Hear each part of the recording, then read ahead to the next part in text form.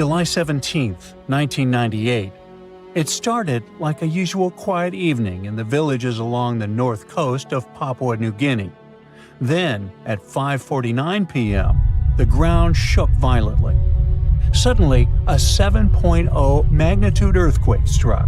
It sent shockwaves through the region. Walls cracked, homes trembled, and the earth beneath the villagers' feet shifted and twisted. It lasted for 19 seconds, with a depth of 19 miles, and seemed like a typical earthquake. And while it caused some damage, this wasn't the kind of destruction that screamed doom. So, people were tricked. They thought it was over. They didn't know that the worst was still coming. Then some villagers noticed mysterious lights. It began with a flash of red light along the horizon, a streak that looked like fire. It appeared shortly after the initial earthquake, stretching across the northern sky above the ocean. It flared brilliantly, then vanished in an instant. What could it have been? People started speculating whether it's a warning about something or just sunlight reflecting strangely. But just as it disappeared, it was followed by a loud booming sound from the sea. No one knew what that meant, and some villagers went to the beach, curious to scan the views. What they noticed there chilled them to their core. The ocean looked wrong. The water wasn't calm. It churned, bubbled, and boiled in an eerie, unnatural way. That's when they saw it. A massive wave building in the distance, rushing toward them with terrifying speed. Panic spread like wildfire. People climbed trees, pushed boats into the lagoon, hoping to escape the approaching monster. Unfortunately, it was too late.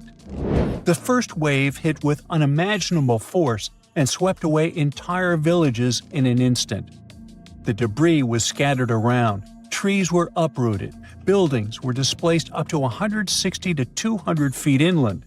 Even decades later, some of these affected villages can't be accessed by roads. At the same time, another strange phenomenon emerged. Many people described a red glow at the crest of the tsunami, as though the wave carried fire in its peak. They described an eerie glow as the wave approached the shoreline, a deep and unearthly hue, visible even from far-off places like Itape. And this was only the beginning. Two more waves followed in quick succession. The second one was the most horrifying, from 33 to almost 50 feet high. By the time the ocean finally receded, the coastline was unrecognizable. After the waves had ravaged everything, leaving villages in ruins, the sky put on one final display. Survivors described a yellow or yellow-red glow illuminating the sky over the ocean.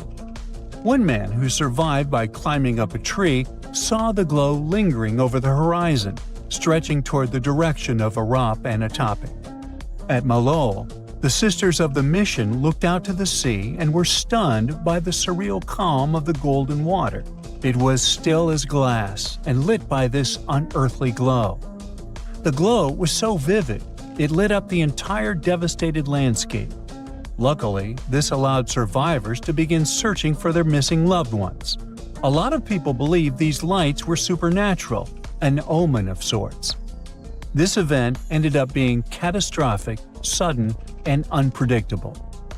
The Royal Australian Air Force responded immediately, sending in planes with relief supplies. People started an investigation. What exactly caused this disaster? Turns out, this tsunami wasn't like most others. Tsunami waves are very different from regular ones. We usually imagine huge breaking waves next to the beach. But they might first look like the water is rushing away from the shore. Stay vigilant because this is a warning sign. The water will come back very quickly and rise like a massive tide, often with devastating force. Rarely they come alone. They often arrive in a series, destroying everything along the coastline. They happen when a large amount of water in the ocean or big lake gets suddenly pushed out of place. The main causes are usually earthquakes, which happen when the Earth's tectonic plates shift suddenly under the ocean. they start lifting or lowering the seafloor, and this pushes the water above it, causing huge waves. This tsunami in Papua New Guinea was completely different though. At first, scientists thought that it was caused by the Australian and Pacific tectonic plates slipping against each other. But it turned out that the earthquake itself wasn't the problem. It really was pretty small. However, it had triggered a massive underwater landslide. When the seabed shifted, it pushed away an insane volume of water. The waves reached almost 50 feet high, like a 4-story building. That's how we realized that even small earthquakes can actually cause massive tsunamis via underwater landslides. What's even worse is that tsunamis like this can happen with little or no warning, simply because the earthquake alarms don't go off. But what about that bubbling and boiling of water that people saw? Turns out, this was the release of underwater gases. Beneath the ocean floor, there are pockets of gas trapped in the sediments. For example, methane, which is often found in oil and gas fields, or hydrogen sulfide, a gas that smells like rotten eggs. During the earthquake, the seabed probably cracked or shifted, releasing these gases into the water. This caused bubbling or boiling. The water might have heated in some areas. People mentioned that the waves felt hot and even stung their skin. The chemicals in it most likely made things even worse, irritating their skin. These gas eruptions might also have played a role in making the tsunami stronger. Maybe they were the ones that loosened the sediments that caused the underwater landslide, or pushed the water up when the gas escaped. It's like shaking up a bottle of soda. If the pressure releases suddenly, it causes a huge reaction. But what about the strange lights? Well, that's more complicated. There's a phenomenon called earthquake lights. They happen all around the world, flashes, glows, or aurora-like effects. Although they're usually white, bluish, or even multicolored. Sometimes these lights last seconds, sometimes up to tens of minutes, at any point in an earthquake. If we go by their description, then the first red flash could have happened because of electricity. Earth's crust is full of quartz and similar stuff that can release electricity under pressure. When the earthquake shook the ground, all that electricity traveled up into the air. Gases from before could have helped here. They could ignite or interact with charged particles in the air, making the lights even brighter. As the wave continued to churn up sand, rocks, and debris, the intense pressure and movement could have released more sparks. This could cause the fire-like lights at the wave's crest that people noticed. Finally, the yellow light could have been all these electricized gases rising into the atmosphere. Methane and other gases interacted with Earth's magnetic field and created something like aurora borealis. But these are all speculations. The most heartbreaking part of the story is that tragedy in Papua New Guinea was preventable. Scientists knew the tsunami was coming, though it arrived earlier than they expected. The first wave struck between 10 and 25 minutes after the earthquake, about 5 minutes earlier than models showed. That means that it started somewhere close to the shore. The reason no one evacuated in time was simple. Local people didn't have a tsunami warning system or even enough knowledge about tsunamis to understand that an earthquake might lead to one, or why the water was acting weird. Things like that haven't happened in Papua New Guinea in over 60 years. But this was a wake-up call. From this immense tragedy came lessons and resilience. A year after the disaster, all the surviving locals watched a documentary that explained what had happened and taught them what to do if it ever happened again. This effort saved lives because the story did happen again. A similar earthquake and tsunami struck the nearby island of Vanuatu in November 1999. But this time, the villagers were ready. They remembered what they had seen in the film. Instead of panic, they acted quickly, and luckily, hundreds of lives were saved. Now, tsunami warning systems are everywhere in developed areas. They can send alerts to people via sirens, text messages, or broadcasts as soon as a potential tsunami is detected. Back in 2018, the biggest active underwater eruption ever happened, at least the one that we could officially record. Scientists followed earthquakes that struck the area in the western Indian Ocean off Madagascar. Between 2018 and 2021, over 11,000 earthquakes struck a small island called Mayan between Madagascar and Mozambique. The strongest one had a magnitude of 5.9. Until then, this area had been pretty peaceful. There had only been 2 earthquakes recorded over 50 years. Along with regular earthquakes, there were also some unusual seismic hums, like earthquakes at pretty low frequencies, forming deep underground. People couldn't feel those hums at the surface, but researchers around the world discovered them and realized they were related to volcanic activity no one actually noticed coming. Something strange happened. That underwater eruption created a giant skyscraper-sized volcano. This new underwater volcano turned out to be around 1.5 times the height of One World Trade Center in New York, and almost 10 times bigger than the Statue of Liberty. The area where it appeared had been explored in 2014, but it was almost flat, peaceful, and empty back then. Now, there is an actual volcano nearly 8,500 feet below sea level. The volcano gets its magma from a super profound reservoir located nearly 34 miles underground. It's the deepest reservoir of volcanic magma that we know about. The Earth has layers, and the middle one is kinda chunky. It's very much like peanut caramel filling many chocolates have. Research shows there are probably hunks of oceanic crust deep inside the Earth's liquid mantle. They're stuck there, creating large lumps in something that was supposed to be a smooth layer. Our planet has a rigid outer layer. It includes a hot upper mantle and cracked crust. The hot mantle moves and churns all the time, making the crust at the surface move too. This way, the oceanic crust dives into the depths and makes huge magma plumes go up toward the planet's surface. Scientists even found an ancient piece of the Pacific Ocean hundreds of miles underneath China. Those are the old remains of the Pacific seabed from long ago, and they were pulled downward below Earth's surface into the Mantle transition zone. This rocky slab that used to be at the bottom of the ocean is made of the crust and some solid parts of the upper mantle.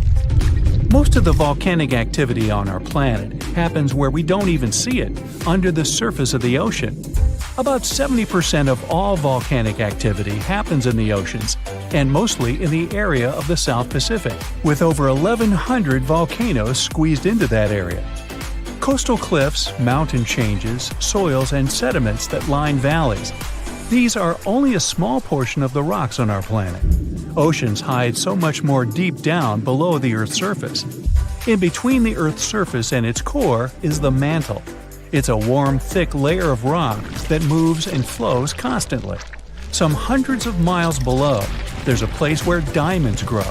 As they form, they go through high temperatures and pressure, after which they eventually freeze.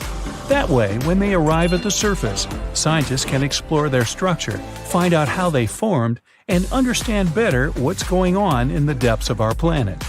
Thanks to diamonds, they realized the mantle was very wet, and it possibly contained much more water than all the oceans on Earth. Our planet is eating up its own oceans. As its tectonic plates move, dive, and go beneath one another, they drag huge amounts of water into the Earth's interior. The water beneath the surface of our planet can help with developing magma and lubricate faults, which actually makes earthquakes more likely to happen. Water is actually stored in the minerals. It gets incorporated into the planet's crust when new oceanic plates form. They go through the process of bending and cracking as they grind under other plates, and huge amounts of water then go deep into the crust and mantle. Scientists research an area that's 18 miles under the surface.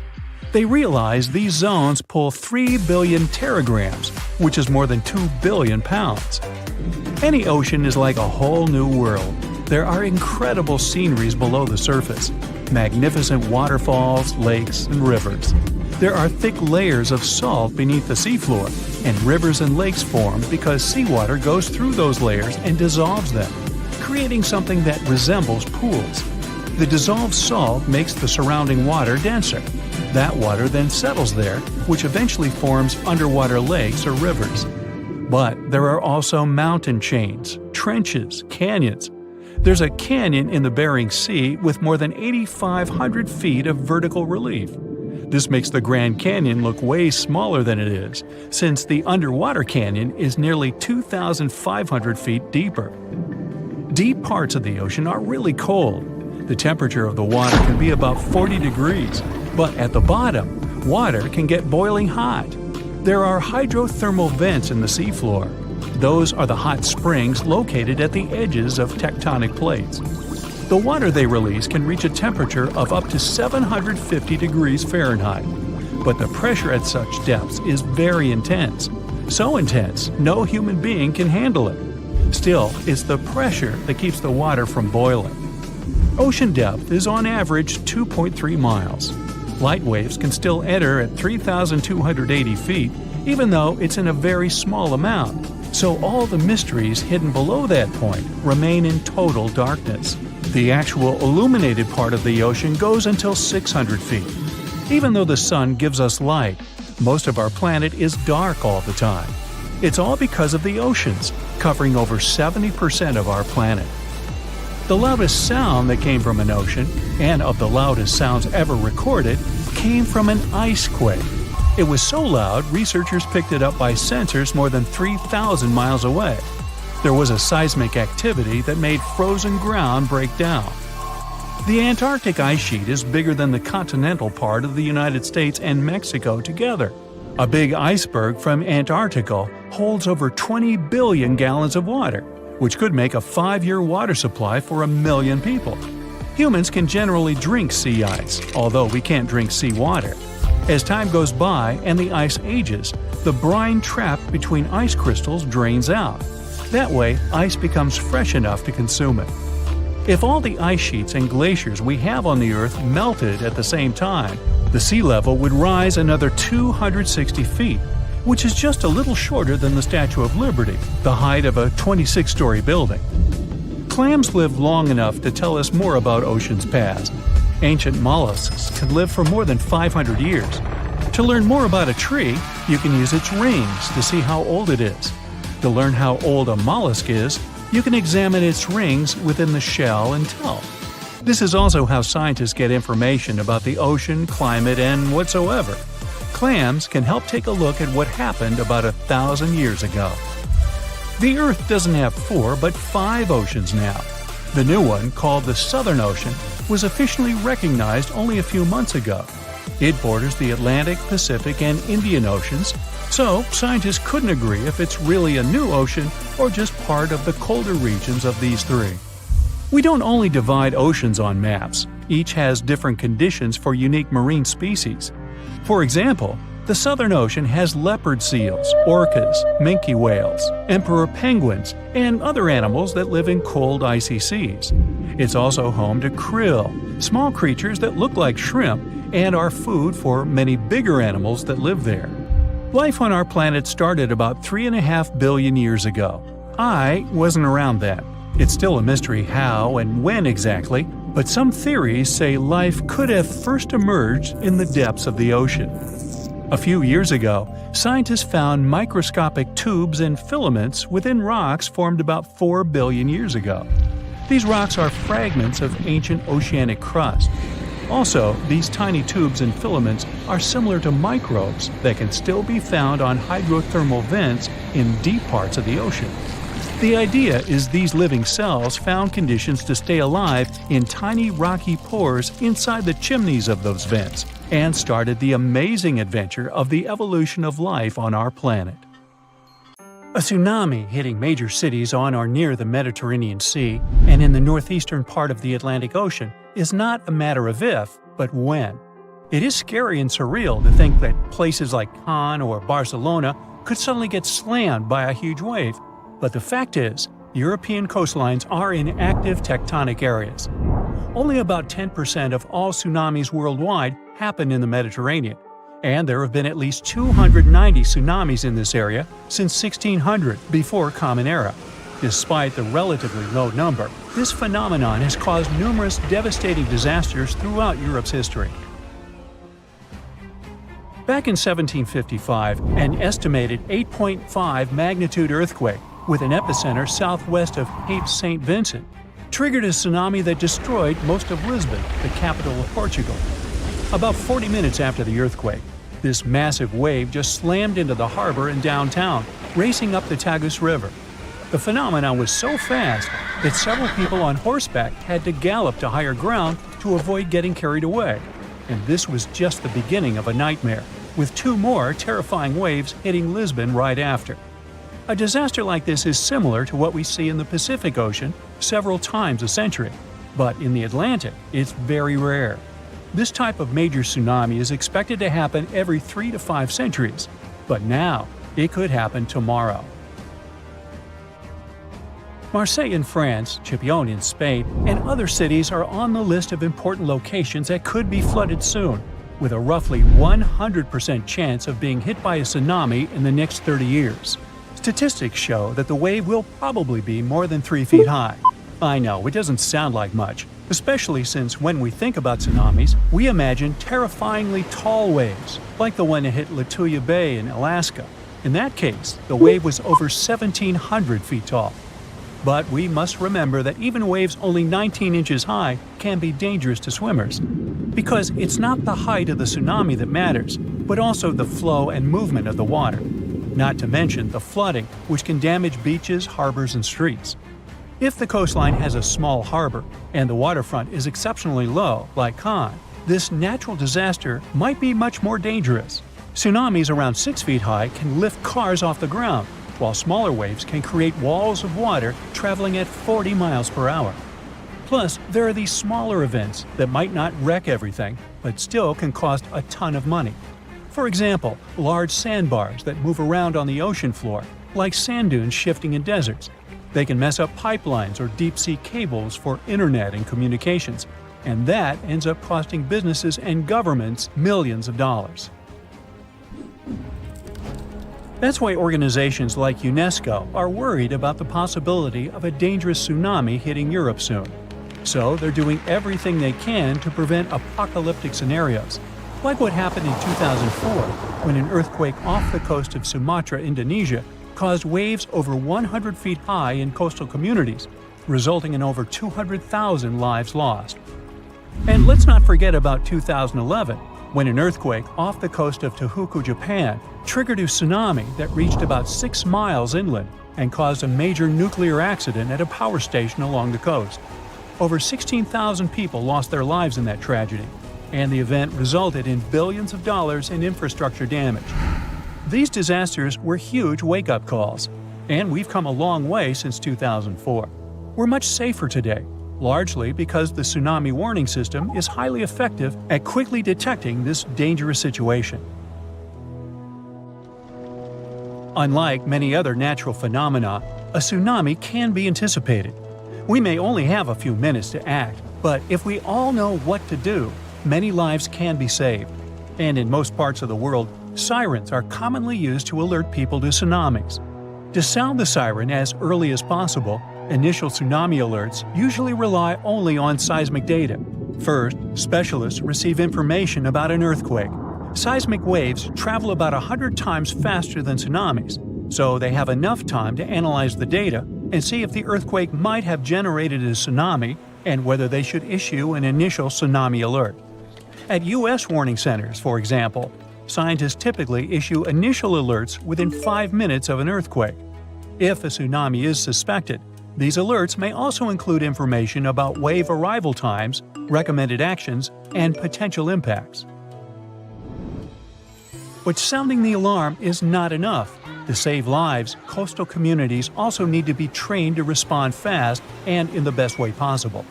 That's why UNESCO produced this program called Tsunami Ready, aiming to train people living in coastal areas at risk on how to act in case of a tsunami event by the year 2030. The idea is to help communities stay safe by teaching them how to protect their livelihoods and safeguard their homes.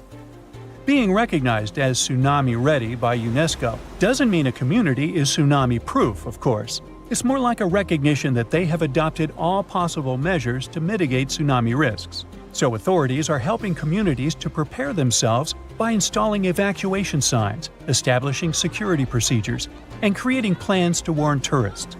Like Spain, which distributed tsunami warning signs along the entire coastline, as well as signs showing evacuation routes to higher ground. And Spain better be prepared. I mean, only 7 tsunamis have hit the country since the year 365, so it's difficult to predict the effects of such an event. But they could be devastating, considering that Spanish coastal areas are so economically important. There's also a danger zone in the Averroes Fault, beneath the Barents Sea. If an earthquake happens at this point, people will have only 21 minutes to escape a tsunami. UNESCO has also established 12 tsunami warning centers, which cover Europe as well. This initiative involves 5 centers located in the Mediterranean and Northeast Atlantic regions. These centers can save thousands of lives because they monitor ocean disturbances 24/7. Then, after analyzing the threat, they send out messages based on the event's potential to cause a tsunami. The intensity scale ranges from no effect to completely devastating. And by that, they understand that nearly all brick buildings could be demolished by waves, and even the most reinforced concrete structures could suffer heavy damage. Now, so far, we have mostly talked about tsunamis caused by earthquakes along converging tectonic plate boundaries. In fact, earthquakes have accounted for over 80% of tsunamis since 1900. But tsunamis can also result from landslides, volcanic eruptions, and even meteorite impacts. Experts are also worried that with the current changes in climate, we might see more of Meto-tsunamis popping up in the Mediterranean. These ones are triggered by freaky weather conditions and can mess with any coastline that's got a shallow seafloor. They might not be as huge or famous as the earthquakes ones, but they can still cause significant property damage and put people in danger. For instance, in 2006, a Meto-tsunami struck the harbor of Ciutadella on the Spanish island of Menorca. Yachts were tossed into each other and later stranded on the harbor floor as the water receded, resulting in tens of millions of euros in damage. Unfortunately, Meto-tsunamis in the Mediterranean tend to be stronger during summer, so if you're planning to spend your vacation in Europe, stay alert for any signs of dangerous waves. If you suddenly encounter a tsunami moving in your direction, remember this is the time to react. Move to higher ground as far inland as possible. Pay special attention to any emergency alerts and information, and follow the guidance of local authorities. Most importantly, do not wait around taking photos. Leave the area as soon as you notice any signs of this danger event, or if you hear an official tsunami warning. Hey, stay safe. A 4-story wall of water that only rises once in 1,300 years was recorded off the west coast of Canada. Some people blame waves like this for disappearances in the Bermuda Triangle. Rogue waves can get strong enough to sink container ships and oil rigs. The Canadian water monster didn't hurt anyone, but it did become a sensation. And it looks like we're about to see even higher and more powerful rogue waves in the future. The team of Marine Labs, the company that operates the buoy that got caught in the Euclid wave, couldn't believe the data they saw. A huge force came out of the blue, pulled the buoy down, and then set it up to a peak before taking it even deeper. They thought it must be a rogue wave, so they sent the data to a scientist at the University of Victoria who specializes in these beauties. They analyzed the data and confirmed it was indeed not a technical mistake. The wave officially became the most extreme rogue wave ever officially recorded, as it was 3 times the height of waves around it. Scientists have reported seeing giant waves coming out of the blue for centuries, but no one really believed them. Back in 1826, a French scientist and naval officer was crossing the Indian Ocean on his ship, the Astrolabe. They got in a terrible storm and saw several waves over 98 feet tall. It's almost as tall as a 10-story building. The crew lost one of its members, but the 4 of them, including the captain, made it to land and shared what they saw. But back then, scientists were sure waves couldn't be taller than 30 feet. Everyone took their story as a tall tale. Pun intentional. Over a century later, a cargo ship, the MS München, mysteriously disappeared. People believed it to be unsinkable, just like the Titanic, so it was a real shock that all that was left of it was one lifeboat. When experts analyzed the damage, they concluded that it must have been hit by a wave that was around 65 feet high. Witnesses shared many other stories of giant waves coming out of nowhere, but scientists officially recognized the first rogue wave only in 1995. It went down in history as the Doppler wave, or the New Year's wave. This monster on the North Sea that was 84 feet tall hit the Norwegian gas platform Doppler on New Year's Day. It was twice larger than the wave surrounding it. The rig was built to withstand waves up to 64 feet tall and had the most advanced sensors for its time. The wave wasn't like any other type of wave they'd studied before. So they had to admit rogue waves were real and gave them an official definition. It's a wave more than twice as tall as others around it.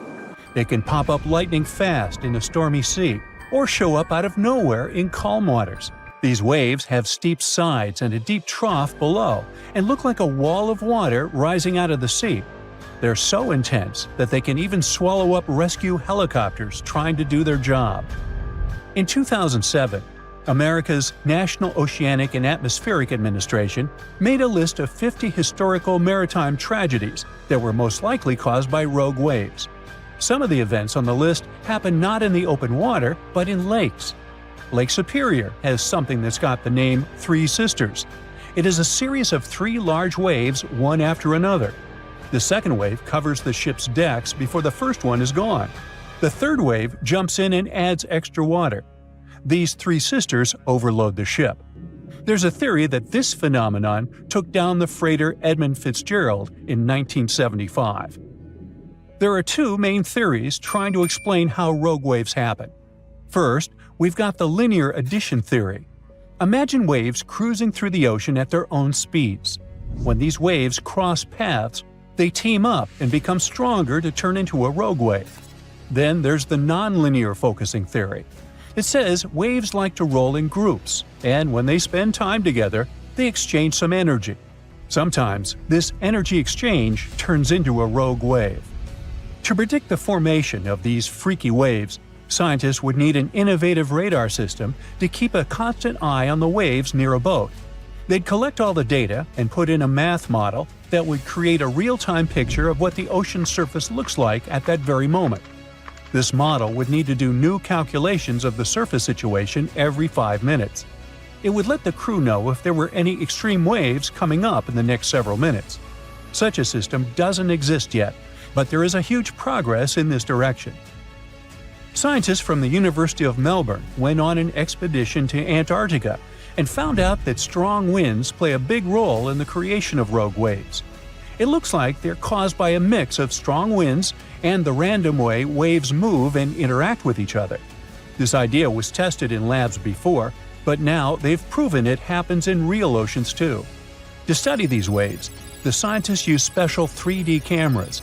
These cameras work like human eyes, taking lots of images in a row to create a detailed 3D picture of the ocean surface. It showed that rogue waves happen more often when waves are young, which means they're just starting to form and are more affected by the wind.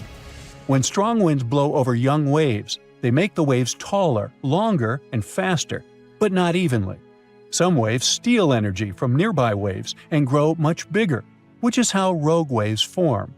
The scientists noticed these giant waves happened about once every 6 hours. They recorded no rogue waves in calmer seas, when the wind doesn't have as much influence. Scientists are concerned that rogue waves may happen more often in the future because there's more energy in the atmosphere and ocean. It looks like rogue waves can be much more powerful than scientists ever thought. They managed to create the famous Doppler wave in a lab for the first time in 2018. This helped them study these mysterious waves up close and showed that their secret is in how they form. We think of waves rolling gently on a beach, but the waves in this study happen in open water when waves from different directions meet.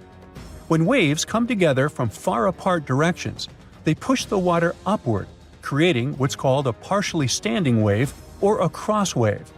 This can happen when two seas meet, or when wind directions suddenly change, like during a hurricane. The study found that the bigger the angle between the meeting waves, the taller the cross wave becomes. Normally, when a wave breaks, it forms a white foamy top, and that's where it stops growing. But if a wave is formed by water coming from many directions, it can keep growing even after breaking. These special waves can grow to be twice as steep while breaking, which is already much bigger than normal waves. And if you add up all the growth from waves coming together, they can become 4 times steeper than what anyone thought was possible. This discovery could change the way we build things, like wind turbines or oil platforms in the ocean, to make them safe. Right now, many designs don't fully account for these huge multi-directional waves. Now, they seem to have a lot of similarities, but rogue waves aren't the same as tsunamis. Tsunamis happen when there's a big shift in water, like an earthquake, volcanic eruption, or landslide. They mess with the entire water column.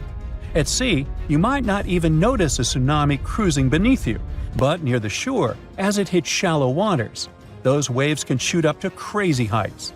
Rogue waves are formed at the surface level, although sometimes they can form deep below, and these are called rogue internal waves. The snowpack over your head splits in two right in front of your eyes and starts tumbling down in the frozen slope to its resting place far, far below. Anything in its way is crushed under the immense mass of snow and debris. You're witnessing an avalanche, one of the most dangerous natural disasters. But what if I tell you about another kind of avalanche, no less blood-chilling than the mountain one? And the most bizarre thing about it is that it occurs underwater. Underwater avalanches are powerful and disastrous natural phenomena, often much more dangerous than land ones. They have the potential to wreak havoc on the entire planet, leading to catastrophic consequences. The most alarming thing? They occur all the time under the surface of the ocean, impossible to see, predict, and extremely difficult to measure. Such avalanches can get 100 times larger than land ones, and they pose a great risk to the world's communications, capable of leaving the entire planet without the internet. But we'll talk about it a bit later. First, let's go 60,000 years back into the past. We're near the northwest coast of Africa, ready to witness the colossal scale and devastating impact of a ginormous underwater avalanche. It started as a quite small underwater landslide in the Agadir Canyon. At first, it was just 0.35 cubic miles of material, but in no time, this mass increased more than 100 times in size while traveling across the Atlantic Ocean floor. As the avalanche sped up and grew, it picked up gravel, sand, rocks, and mud. It carved a devastating path through one of the world's largest submarine canyons, wiping out all forms of animal and plant life on its way. The disastrous flow was so powerful that it literally eroded a 250-mile stretch of the canyon, cutting hundreds of feet into its sides and damaging a total area of 1,740 square miles. That's the area of more than 3.5 New York cities. As for the force of the flow, it was so immense that it propelled massive boulders up the canyon walls to heights of up to 430 feet. Before scientists discovered the evidence of this catastrophic event, they had seriously underestimated the scale of destruction caused by submarine avalanches. By the way, these devastating catastrophes can start not only far away in the ocean, but also at estuaries. Let's go back to 14 January 2020 and see for ourselves.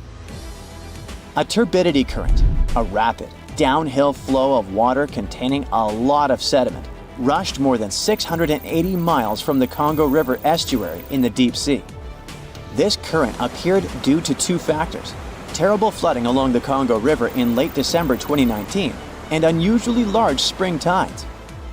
This resulted in an avalanche of sand and mud. Its volume was equivalent to 1/3 of all the sediment produced annually by all the rivers in the world. This sediment avalanche accelerated, increasing in speed from 17 feet per second in the upper part of the Congo Canyon to 26 feet per second when it reached the end of the channel, almost 700 miles away from the coastline. This route made it the longest avalanche of sediment ever measured on our planet. 2 days later, the flow reached the deep ocean. The avalanche broke 2 seabed telecommunication cables, cutting internet data speeds all the way across West, Central, and South Africa. Now, before this disaster, scientists considered that measuring powerful deep-sea avalanches was impractical. But the sediment flow in the Congo Canyon could be monitored directly, finally allowing researchers to assess how major river floods connected to the deep sea. They also concluded that how often underwater avalanches occurred depended on where the observer was. Seafloor canyons that are close to river mouths can experience several tiny avalanches per year. Other systems, far from river discharges like the Agadir Canyon, can only have one monster of an avalanche every 10,000 years or so. You're likely wondering, what can trigger an avalanche under the surface of the ocean? Well, earthquakes, typhoons, high tides, river floods, and even volcanic eruptions. And due to our changing climate, such events become more and more frequent and intense. At the same time, these triggers don't mean that an avalanche is bound to happen, nor do they relate to the scale of the event. See for yourself. In 1755, a powerful earthquake hit the coast of Portugal, wiping out large parts of Lisbon. Tens of thousands of people lost their lives during that disaster, but it only triggered a tiny underwater avalanche. And in 1929, a large earthquake off the coast of Newfoundland, Canada, triggered the largest underwater avalanche ever recorded.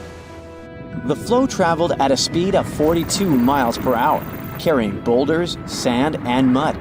It snapped 11 seabed cables on its journey downhill.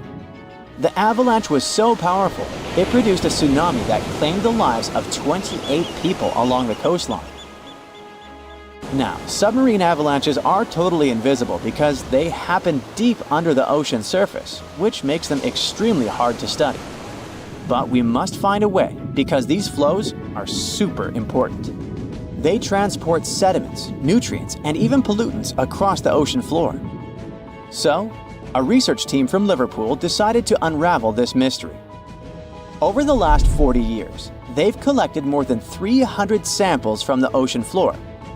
Combined with seismic and bathymetric data, which is a fancy word for ocean mapping, they managed to reconstruct a massive submarine avalanche. It was the first time an underwater avalanche of this size was mapped out. An even cooler thing, the event itself started off pretty modestly, but it quickly evolved into a colossal avalanche that grew to more than 650 feet tall.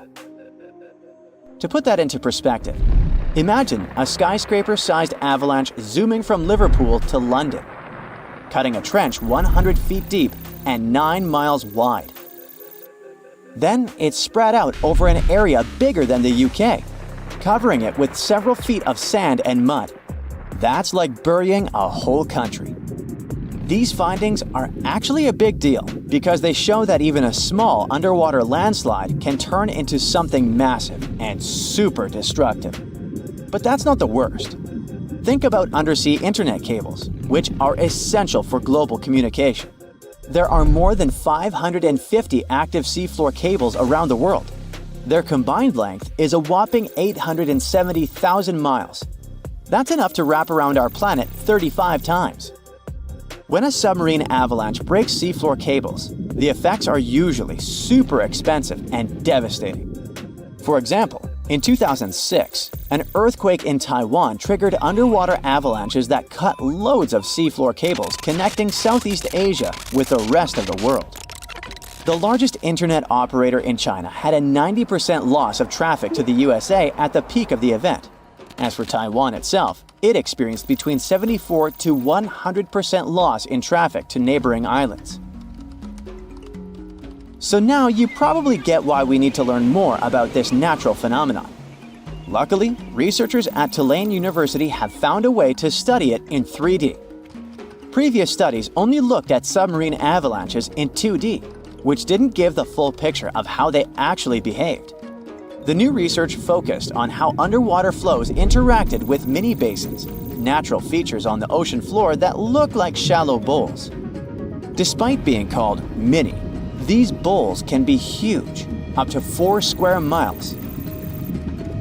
When turbidity currents flow into these mini-basins, they don't just stop. No, they hit the far side and curl back around like water eddies in a stream. These swirling flows move the sediment around before it settles on the ocean floor. The size of the mini-basin and the speed of the flow can change how the current behaves. If the basin is big and the current is slow, it starts to fill up with sediment. But if you crank up the flow speed or shrink the basin, the current starts to overflow, spilling over the basin. To study all this, the researchers created a mini version of a mini basin in a pool and used different speeds of flow to simulate turbidity currents. They even made their own sediment mixtures to see how different sizes of particles would behave. In the end, they managed to mimic real-life ocean conditions, but on a smaller, manageable scale. Pretty cool, huh? The sea is kind of rough today. Nothing special, but still, you have that sinking feeling in your stomach. Call it a sense of foreboding. Something bad is going to happen, and then you hear terrified shouts. You turn around and see a giant wave, much higher than the one surrounding it. Is it a tsunami? That's true. When people think of frightening, destructive waves, tsunamis are the first thing to come to mind. But the one that is going to crash against your ship has a different nature. It's a rogue wave. Both tsunamis and rogue waves can lead to catastrophic consequences, but the difference lies in what causes these walls of water and where the destruction they bring about occurs. So, imagine a giant 60-foot tall wave rolling over your ship. It's a miracle that the vessel doesn't sink. This massive wave, a rogue wave, seems to have appeared out of the blue, very suddenly and unexpectedly. But however mysterious, solitary, and ominous rogue waves may seem, they're actually not that rare. Now, imagine the average room in your house. The ceiling there is likely 8 feet high. A typical 2-story house is somewhere between 20 and 30 feet high. And the Statue of Liberty is 111 feet tall if we measure it from the toes to the top of the head. Now you have something to compare rogue waves with. The largest of such waves can reach a height of 50 to 90 feet. To be considered rogue, a wave must appear seemingly out of nowhere and be higher than other waves in the area. But how much higher is still under debate. Some experts think it should be at least twice as high as other large waves in the area, while others disagree. Rogue waves are also steeper than regular waves, which normally take the form of massive swells. This allows ships to maneuver up and down such waves, even when they're really high. A rogue wave, however, looks like a wall of water, and since it's steeper than other waves, it slams into a ship with enormous force, sometimes breaking over the vessel. Another reason why rogue waves are a mystery is that no one has ever filmed the formation of such a wave and followed its life cycle. There are several photos of rogue waves, but for many centuries, the only evidence of their existence was legends and stories told by sailors who survived them. Scientists are still not sure how rogue waves form, but one theory involves wave reinforcement. It happens when two waves interact and their heights get combined. So when a 15-foot wave passes over a 30-foot one, let's do the math. It results in a short-living 45-foot wave. But rogue waves can occur not only in the ocean. On November 10, 1975, on Lake Superior, a group of 3 rogue waves, also known as the Three Sisters, might have sunk the SS Edmund Fitzgerald, an American Great Lakes freighter. The ship and the crew members were lost in the catastrophe. The waves followed each other too closely, so the ship couldn't recover and shed the water from the first wave before the following one struck. The captain of a ship that was not far from the Fitzgerald reported that his vessel had been hit by 2 30 to 35-foot waves. These waves, likely followed by a third one, then moved further in the direction of the Fitzgerald and might have caused the sinking. Now, let's wave bye-bye to that, and let's move on to tsunamis. It is an extremely dangerous natural disaster. It's very different from rogue waves. In most cases, a tsunami is caused by an underwater earthquake. Usually, when a tsunami is born, it's just a few feet high. But the closer it gets to the shore, the larger it grows. Soon it enters shallow waters and starts to slow down. The first tsunami wave crashes against the shore. Its top moves faster than the bottom, and that's what makes the wave so high and steep. The lowest point of the wave gets to dry land first. In the process, it creates a vacuum effect that pulls the water away from the coast, burying the harbor and seafloor. Those who recognize this first sign of an approaching tsunami still have a chance to save their lives. 5 minutes later, an enormous wall of water hits the shore and wipes out everything in its way. But it's not just a single wave, there are many. This phenomenon is called a wave train.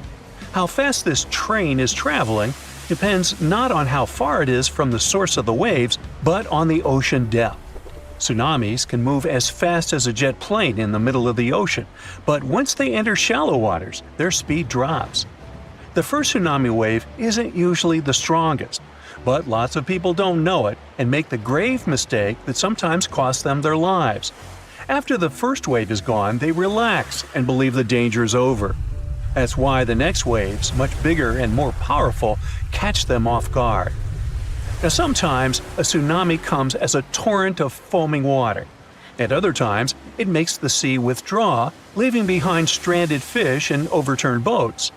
Also, if you spot a slight rise in sea level, it might be the sign of an approaching tsunami.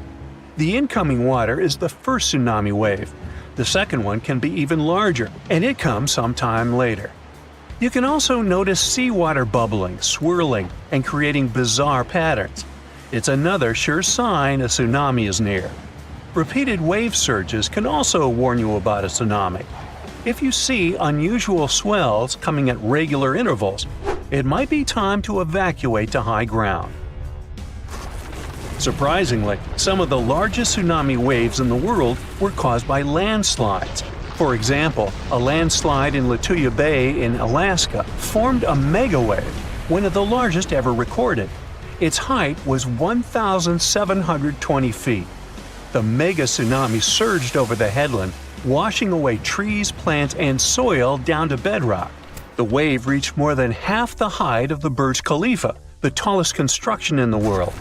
When a third of the East Molokai volcano in Hawaii caved in and collapsed into the Pacific Ocean, it triggered a tsunami the size of one of the tallest buildings in the world, Shanghai Tower. The wave was around 2,000 feet high. Another bizarre and dangerous ocean phenomenon is square waves. They appear when two different wave patterns crash into each other at 90 degrees. It often happens near peninsulas or land where two different seas or oceans meet. This phenomenon does kind of look spectacular, but only if you're watching it from the shore. Don't even think about getting in the water to play with such waves. Cross currents in that spot can easily pull even a skilled swimmer under the water. Square waves have caused many shipping accidents over the years, too. And if you see wild, choppy waves carrying ocean debris and seaweed, stay out of the water too. It can be a sign of a strong rip current. That can carry you far away into the ocean. And now, let me tell you about a much larger, I would even say planet-wide phenomenon called Rossby waves. There are two kinds of such waves, oceanic and atmospheric. But since we're talking about ocean waves, yeah. Slow-moving Rossby waves are totally different from ocean surface waves. They don't look like those waves that break along the shore. No, Rossby waves are giant movements of the ocean stretching horizontally across the planet. They can span hundreds of miles in a western direction and are so massive they can change the climate conditions of our planet. They contribute to high tides and even flooding in some areas all over the world. The movement of Rossby waves are complicated and depend on the location. For example, in the Pacific, waves that are closer to the equator take from a few months to a year to travel across the ocean. At the same time, waves further away from the equator often need more than 10 years to make this journey. So, as it goes by, be sure to wave. An underwater earthquake opens a huge gap in the ocean floor. A large volume of water moves to fill the crack. At the same time, waves start to spread out from that point. They're just a foot high at first, but the closer they get to shore, the larger they become. When the waves reach shallow waters, they start to slow down. Their lower parts get to dry land first. This creates a vacuum effect that pulls the water away from the coast. The harbor and seafloor are visible now. And then, an enormous wall of water hits the shore. It wipes out everything in its path. Several minutes later, more waves usually arrive. Or it can be a landslide happening near a large body of water. Enormous amounts of forest, soil, and rock roll down into a lake or ocean, producing huge tsunami waves. Volcanic eruptions are responsible for 5% of the world's tsunamis. They can move great volumes of water and generate really big waves. Some tsunamis are caused by meteorites striking into our planet. If one of these red-hot space visitors strikes the ocean, the force of this collision displaces enough water to produce an extremely powerful tsunami. When a tsunami starts, its waves are usually just 1 foot high. That's what a small wave looks like. It comes up to the waist of the average person. Surfers call such rather big waves double overhead. The largest earthquake ever recorded happened near the coast of southern Chile. It triggered a tsunami that reached Hawaii, Japan, and the Philippines. The tsunami's largest wave was as tall as a 5-story building. The largest wave ever surfed was half as tall as the Arc de Triomphe in Paris. Garrett McNamara set this record in 2011 in Nazaré, Portugal. In 1995, scientists proved the existence of rogue waves, sudden unexpected swells. On that day, they saw an 84-foot wave. It was taller than the world's largest passenger plane Airbus A380. The giant was surrounded by smaller 20-foot waves. Tohoku tsunami waves in 2011 were generated by the strongest earthquake in Japan's recorded history. The highest wave was almost half as tall as the Brooklyn Bridge. Krakatoa's volcanic eruption in 1883 produced the loudest sound ever heard on the surface of the planet. The highest tsunami wave the eruption formed was as tall as the Statue of Liberty. April Fool's Day tsunami in 1946 was triggered by a powerful earthquake near Alaska. The tsunami's highest wave was a bit taller than the Colosseum in Rome. The Boxing Day tsunami started in the Indian Ocean in 2004. It was caused by a powerful undersea earthquake. Its tremors produced a series of tsunami waves. The largest of them almost reached the height of the Leaning Tower of Pisa. One of the most disastrous landslides hit Loddalen Valley in Norway in 1936. An enormous piece of rock, almost twice as large as the Eiffel Tower, broke loose and hurtled into Lofoten Lake. This caused an enormous tsunami wave. It was almost as tall as the Taj Mahal in India. 2017 Greenland Mega-tsunami was triggered by a massive landslide at one of the fjords. The waves that flooded the shore reached the height of Big Ben. A powerful volcanic eruption caused a landslide from a 4,000-year-old lava dome. This set off Unzen Volcano Mega-tsunami. The largest wave was half as tall as the Space Needle in Seattle. Fogo Mega-tsunami happened 73,000 years ago, when a part of the Fogo volcano collapsed into the sea. The Mega-tsunami's largest wave was as tall as the Washington Monument. When the upper 1,500 feet of Mount St. Helens exploded, it caused a massive landslide. A part of this avalanche plunged down into Spirit Lake. This caused a wave that was more than half the height of the Eiffel Tower. The Vejont Dam Mega-tsunami happened when a landslide dragged 9 billion cubic feet of forest, soil, and rock into the lake. A colossal wave overtopped the edge of the dam, taking out everything in its path. Its height was greater than that of the Golden Gate Bridge. A landslide in Lituya Bay in Alaska formed a megawave, one of the largest ever recorded. The Mega-tsunami surged over the headland, washing away trees, plants, and soil down to bedrock. The wave reached more than half the height of the Burj Khalifa, the tallest construction in the world. A third of the East Molokai volcano in Hawaii caved in and collapsed into the Pacific Ocean. This created a tsunami the size of the second tallest building in the world. Shanghai Tower. In November 2020, a wave the height of a 4-story building was recorded off the coast of Vancouver Island, Canada. The team at Marine Labs, the company that operates the buoy that got caught in it, couldn't believe the data they saw. Everything was normal, then, unexpectedly, a vast force came, pulled the buoy down, and then sent it up to a peak before taking it even deeper. The probability for such a huge wave to form is once in 1,300 years, so they had to be sure it wasn't a technical mistake. Marine Labs sent the data to a rogue wave scientist at the University of Vancouver. They analyzed and validated the findings and shared them in February 2022.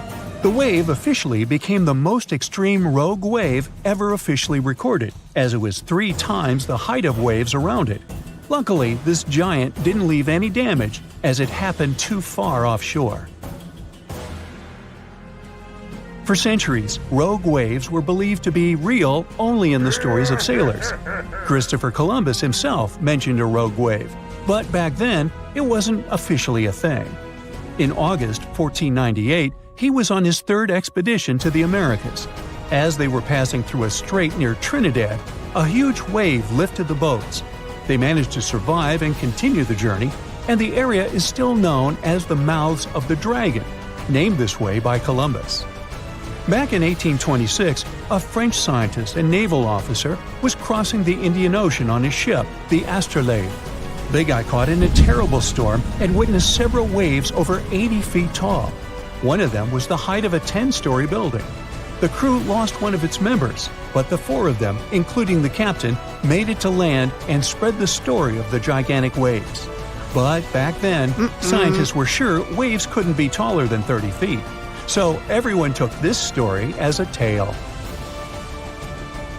Witnesses shared many other stories of giant waves coming out of nowhere, but scientists officially recognized the first rogue wave only in 1995.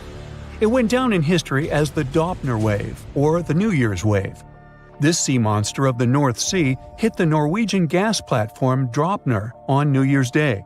It reached a height of 84 feet. The waves surrounding it were twice as small. The rig was built to withstand waves up to 64 feet tall and had the most advanced sensors for its time. It became a sensation in the scientific world because it wasn't like any other type of wave they'd studied before. So they gave rogue waves an official definition. It's a wave more than twice as tall as others around it. These bad boys, also known as freak waves, monster waves, and episodic waves, can pop up lightning fast in a stormy sea or show up out of nowhere in calm waters. They have steep sides and a deep trough below, and look like a wall of water rising out of the sea. They're so intense that they can even swallow up rescue helicopters just trying to do their job. Rogue waves aren't the same as tsunamis. Tsunamis happen when there's a big shift in water, like an earthquake, volcanic eruption, or landslide. They mess with the entire water column. At sea, you might not even notice a tsunami cruising beneath you, but near the shore, as it hits shallow waters, those waves can shoot up to crazy heights. Rogue waves are formed at the surface level, although sometimes they can form deep below, and these are called rogue internal waves. Scientists and sailors singled out some statistics. Rogue waves more often form when wave trains run into fast ocean currents. The coast of South Africa is one good place for that. There are concerns that these water beasts may happen more often in the future because there's more energy in the atmosphere and ocean. It means larger and more frequent rogue waves and more ships lost at sea. Rogue waves aren't limited to oceans and can even occur in lakes. Lake Superior witnesses something that got the name Three Sisters. It's a series of 3 large waves, one after another. The second wave covers the ship decks before the first one is gone. The third wave jumps in and adds extra water. These 3 sisters overload the ship. There's a theory that this phenomenon took down the steamship Edmund Fitzgerald in 1975. Rogue waves are also dangerous because they form rogue holes in the water. When the wave builds up, it draws in all the water around it. So, near the base, these holes can be very deep. If the bow or stern of a ship ends up in one, the ship can instantly sink. Some oceanographers believe that rogue waves are to blame for the disappearance of ships in the notorious Bermuda Triangle in the Atlantic Ocean. Storms from several directions converge in this mysterious area, so rogue waves are more likely to gain force here. And because they can reach a height of 100 feet, they can theoretically bring down an airplane, not just ships. There are two main theories trying to make sense of how rogue waves happen. First up, we've got the linear addition theory. Imagine waves cruising through the ocean at their own speeds. Now, when these waves cross paths, they team up and become stronger, cooking up a rogue wave. Then there's the nonlinear focusing theory. It says waves like to roll in groups, and when they spend time together, they share some energy. Sometimes, this energy exchange turns into a rogue wave. To predict the formation of these freaky waves, scientists would need an innovative radar system to keep a constant eye on the waves near a boat. They'd collect all the data and toss it into a fancy math model that paints a real-time picture of what the ocean surface looks like at that very moment. This model would need to do new calculations of the surface situation every 5 minutes. It would let the crew know if there were any extreme waves coming up in the next several minutes. Such a system doesn't exist yet, but as scientists measure more rogue waves, mathematicians may find a way to alert us of the upcoming rogue waves rising out of the water.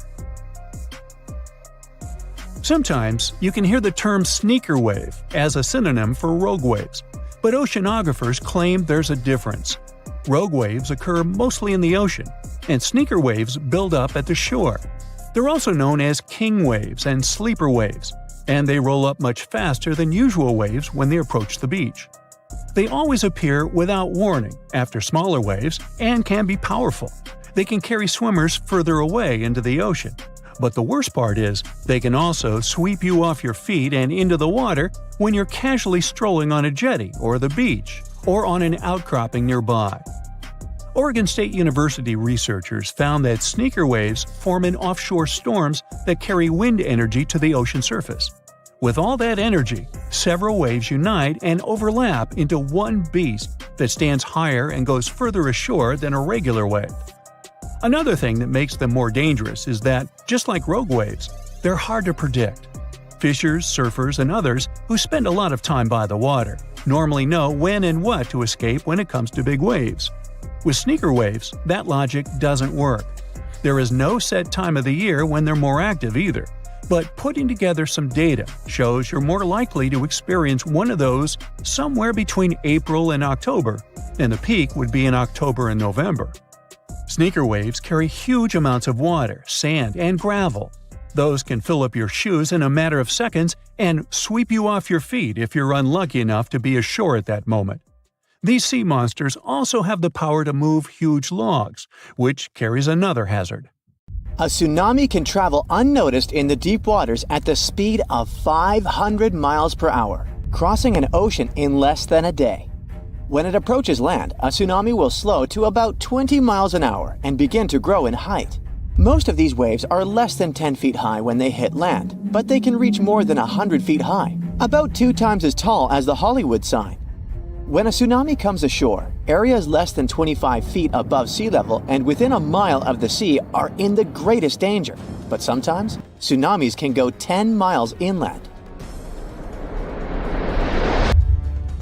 If you're by the coast and feel a strong earthquake, especially one that lasts for more than 20 seconds, that could be a major red flag that a tsunami is on the way. Keep an eye out for sudden changes in the sea level. If the water suddenly recedes way further back than usual, exposing normally submerged areas, that's a sign that a tsunami might be on its way. Plus, if you hear a roaring sound coming from the ocean, like a freight train or a jet engine, that's another ominous sign. And pay attention to any unusual animal behavior. Animals have been known to sense danger before humans did, so if you see birds or marine life acting strangely, it's time to take notice. If you receive an official tsunami warning from authorities, whether through sirens, radio, TV, or mobile alerts, don't ignore it. Take immediate action. If you're in a tsunami-prone zone and experience an earthquake, don't even wait for official warnings. As soon as it's safe to move after the shaking stops, head to the nearest elevated area promptly to ensure your safety. Practice evacuation routes before a real disaster. You might have to follow this route at night and in terrible weather. If you know it well, you'll need to do less thinking in an emergency, which can be life-saving. Talk about tsunamis with all your family members. Everyone should know what to do to minimize fear and win some precious time. Don't store your important papers and valuables in low-lying areas. Floodwaters can go really high during a tsunami, so put your documents in waterproof containers on higher ground. After an earthquake, bridges and roads often get damaged or become blocked. Not to get trapped in a car in a potentially hazardous location, walk or run towards safety. Never go down to the shore to watch for a tsunami. If you can see the wave, it means you're too close to outrun it. Most tsunami-prone areas have signs indicating evacuation routes. Look out for white and blue signs marked Tsunami Evacuation Route, or similar instructions to guide you inland and away from danger zones. In urgent situations where evacuation isn't possible, seek refuge on the third floor or higher in a sturdy building. Even better, aim to reach the rooftop of the tallest and most robust structure nearby. It's better than being exposed. A tsunami is not a single wave, but a series of waves with massive amounts of water that can flood for hours. The first wave may not even be the largest. So, remain on high ground, away from the coast until you receive an all clear from the authorities. You're really unlikely to survive a tsunami in a basement below ground level. As it passes over, everything in its wake gets submerged temporarily until the water recedes back to the sea. If you're in a basement during a tsunami, you might get crushed by collapsing buildings or swirling debris. Unless the basement is exceptionally sturdy, waterproof, and equipped with sufficient air supply, it's not a safe option for shelter. If you happen to be out at sea when a tsunami warning is issued for your area, stay put and avoid returning to port immediately. Tsunamis can sneak up on you with rapid water level changes and dangerous currents in harbors and ports, making them unsafe. In large harbors and ports, authorities take charge during tsunami alerts and direct vessel movements for safety. It's important to stay in touch with these authorities and follow any instructions they give regarding moving your vessel. For smaller ports without such organized control, it's a better idea to carefully relocate your boat to deeper waters. If you have a small boat, the best you can do is leave your vessel at the pier and seek higher ground yourself. If a tsunami gets you in the water, find something sturdy like a tree, a door, or a life raft. Grab onto it tightly while you get carried by the waves. Try your best not to swallow any of the water. Tsunamis can pick up chemicals and waste, which won't do you any good. People in life jackets have a higher chance of survival because they will remain on the surface of tsunami waves and can breathe normally. Tsunami waves aren't like ordinary waves, so they aren't suitable for surfing. Tsunamis don't have a face to ride. They're more similar to tides as they rush in and out. They're much larger, faster, and more powerful. So, trying to surf them is not only dangerous but also illegal in many countries. Because tsunamis come from underwater disturbances, like earthquakes, they're even dangerous for submarines.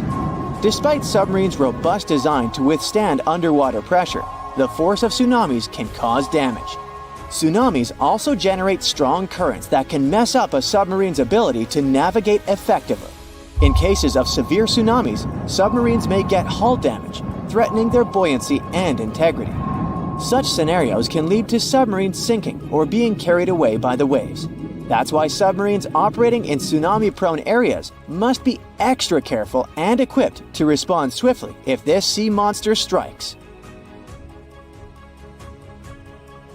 Scientists still can't predict tsunamis, but they can use their expertise in seismology and historical tsunami data to identify earthquakes likely to trigger tsunamis and issue warnings. They gather crucial data from seismic and water level networks worldwide, which enables them to swiftly assess earthquake characteristics such as magnitude, location, and depth. Utilizing this information, they determine whether an earthquake has the potential to generate a tsunami and decide on issuing tsunami advisories. For regions like the US and Canada, warning center scientists can typically issue preliminary messages within 5 minutes of an earthquake. These messages include alert levels, earthquake details, threat evaluations, anticipated wave arrival times, recommended actions, and potential impacts. On the 26th of December 2004, early in the morning, an enormous earthquake shook up the ocean floor near the Indonesian island of Sumatra. This seismic event unleashed a monstrous series of waves, tsunamis, that spread out across the Indian Ocean, reaching as far as East Africa over the next 7 hours. These waves were towering walls of water, some reaching a height of over 30 feet. When they slammed into the coastlines of countries like Indonesia, Sri Lanka, India, Maldives, and Thailand, the devastation was catastrophic. Over 200,000 people lost their lives in this most devastating tsunami on record. And it wasn't just the immediate impact. Long-term consequences hit hard too. Villages, resorts, farmlands, and fishing areas were destroyed or submerged in salt water along with debris. Japan is one of the most earthquake-prone countries in the world because it's located on top of 4 converging tectonic plates that constantly interact with each other. After a terrible tsunami in 2011, the country started a colossal project dubbed the Great Wall of Japan. With a jaw-dropping price tag of around $13 billion, this wall goes from the north to the south of the country. The goal is to safeguard coastal towns from future tsunamis, buying its people precious time to save themselves.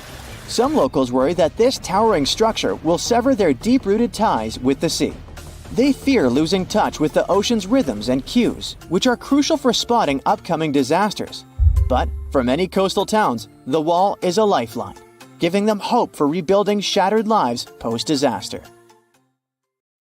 On January 14, 2022, residents of Anchorage, Alaska, heard a series of loud bangs. They didn't stop for a half an hour. As they found later, the source of the bangs was almost 6,000 miles away in the Tongan archipelago in the southern Pacific Ocean.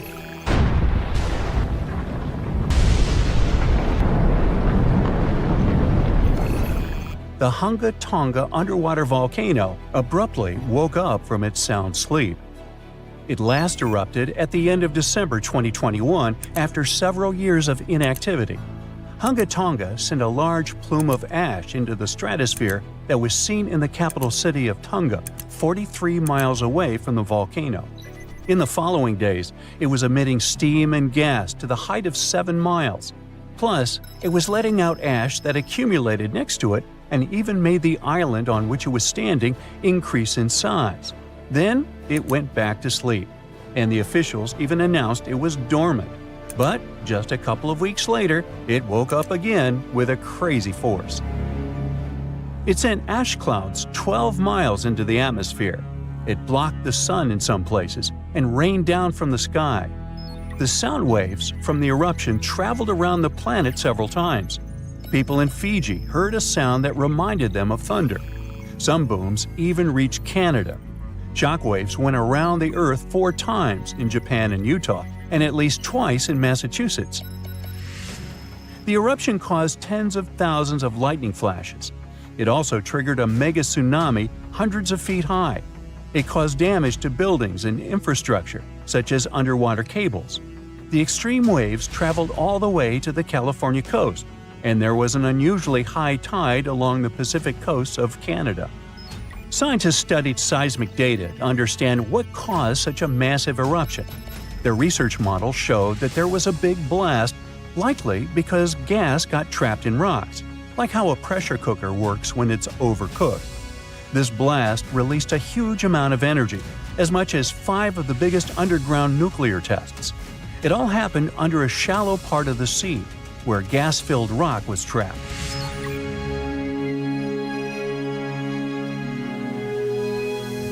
Now, normally when a volcano erupts, the fumes cause a temporary cooling effect on the Earth's surface.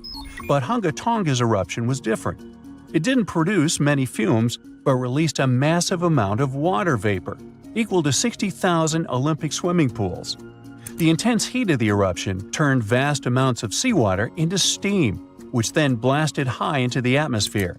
All that water vapor ended up in the stratosphere, a layer of the atmosphere that's too dry to form clouds or rain.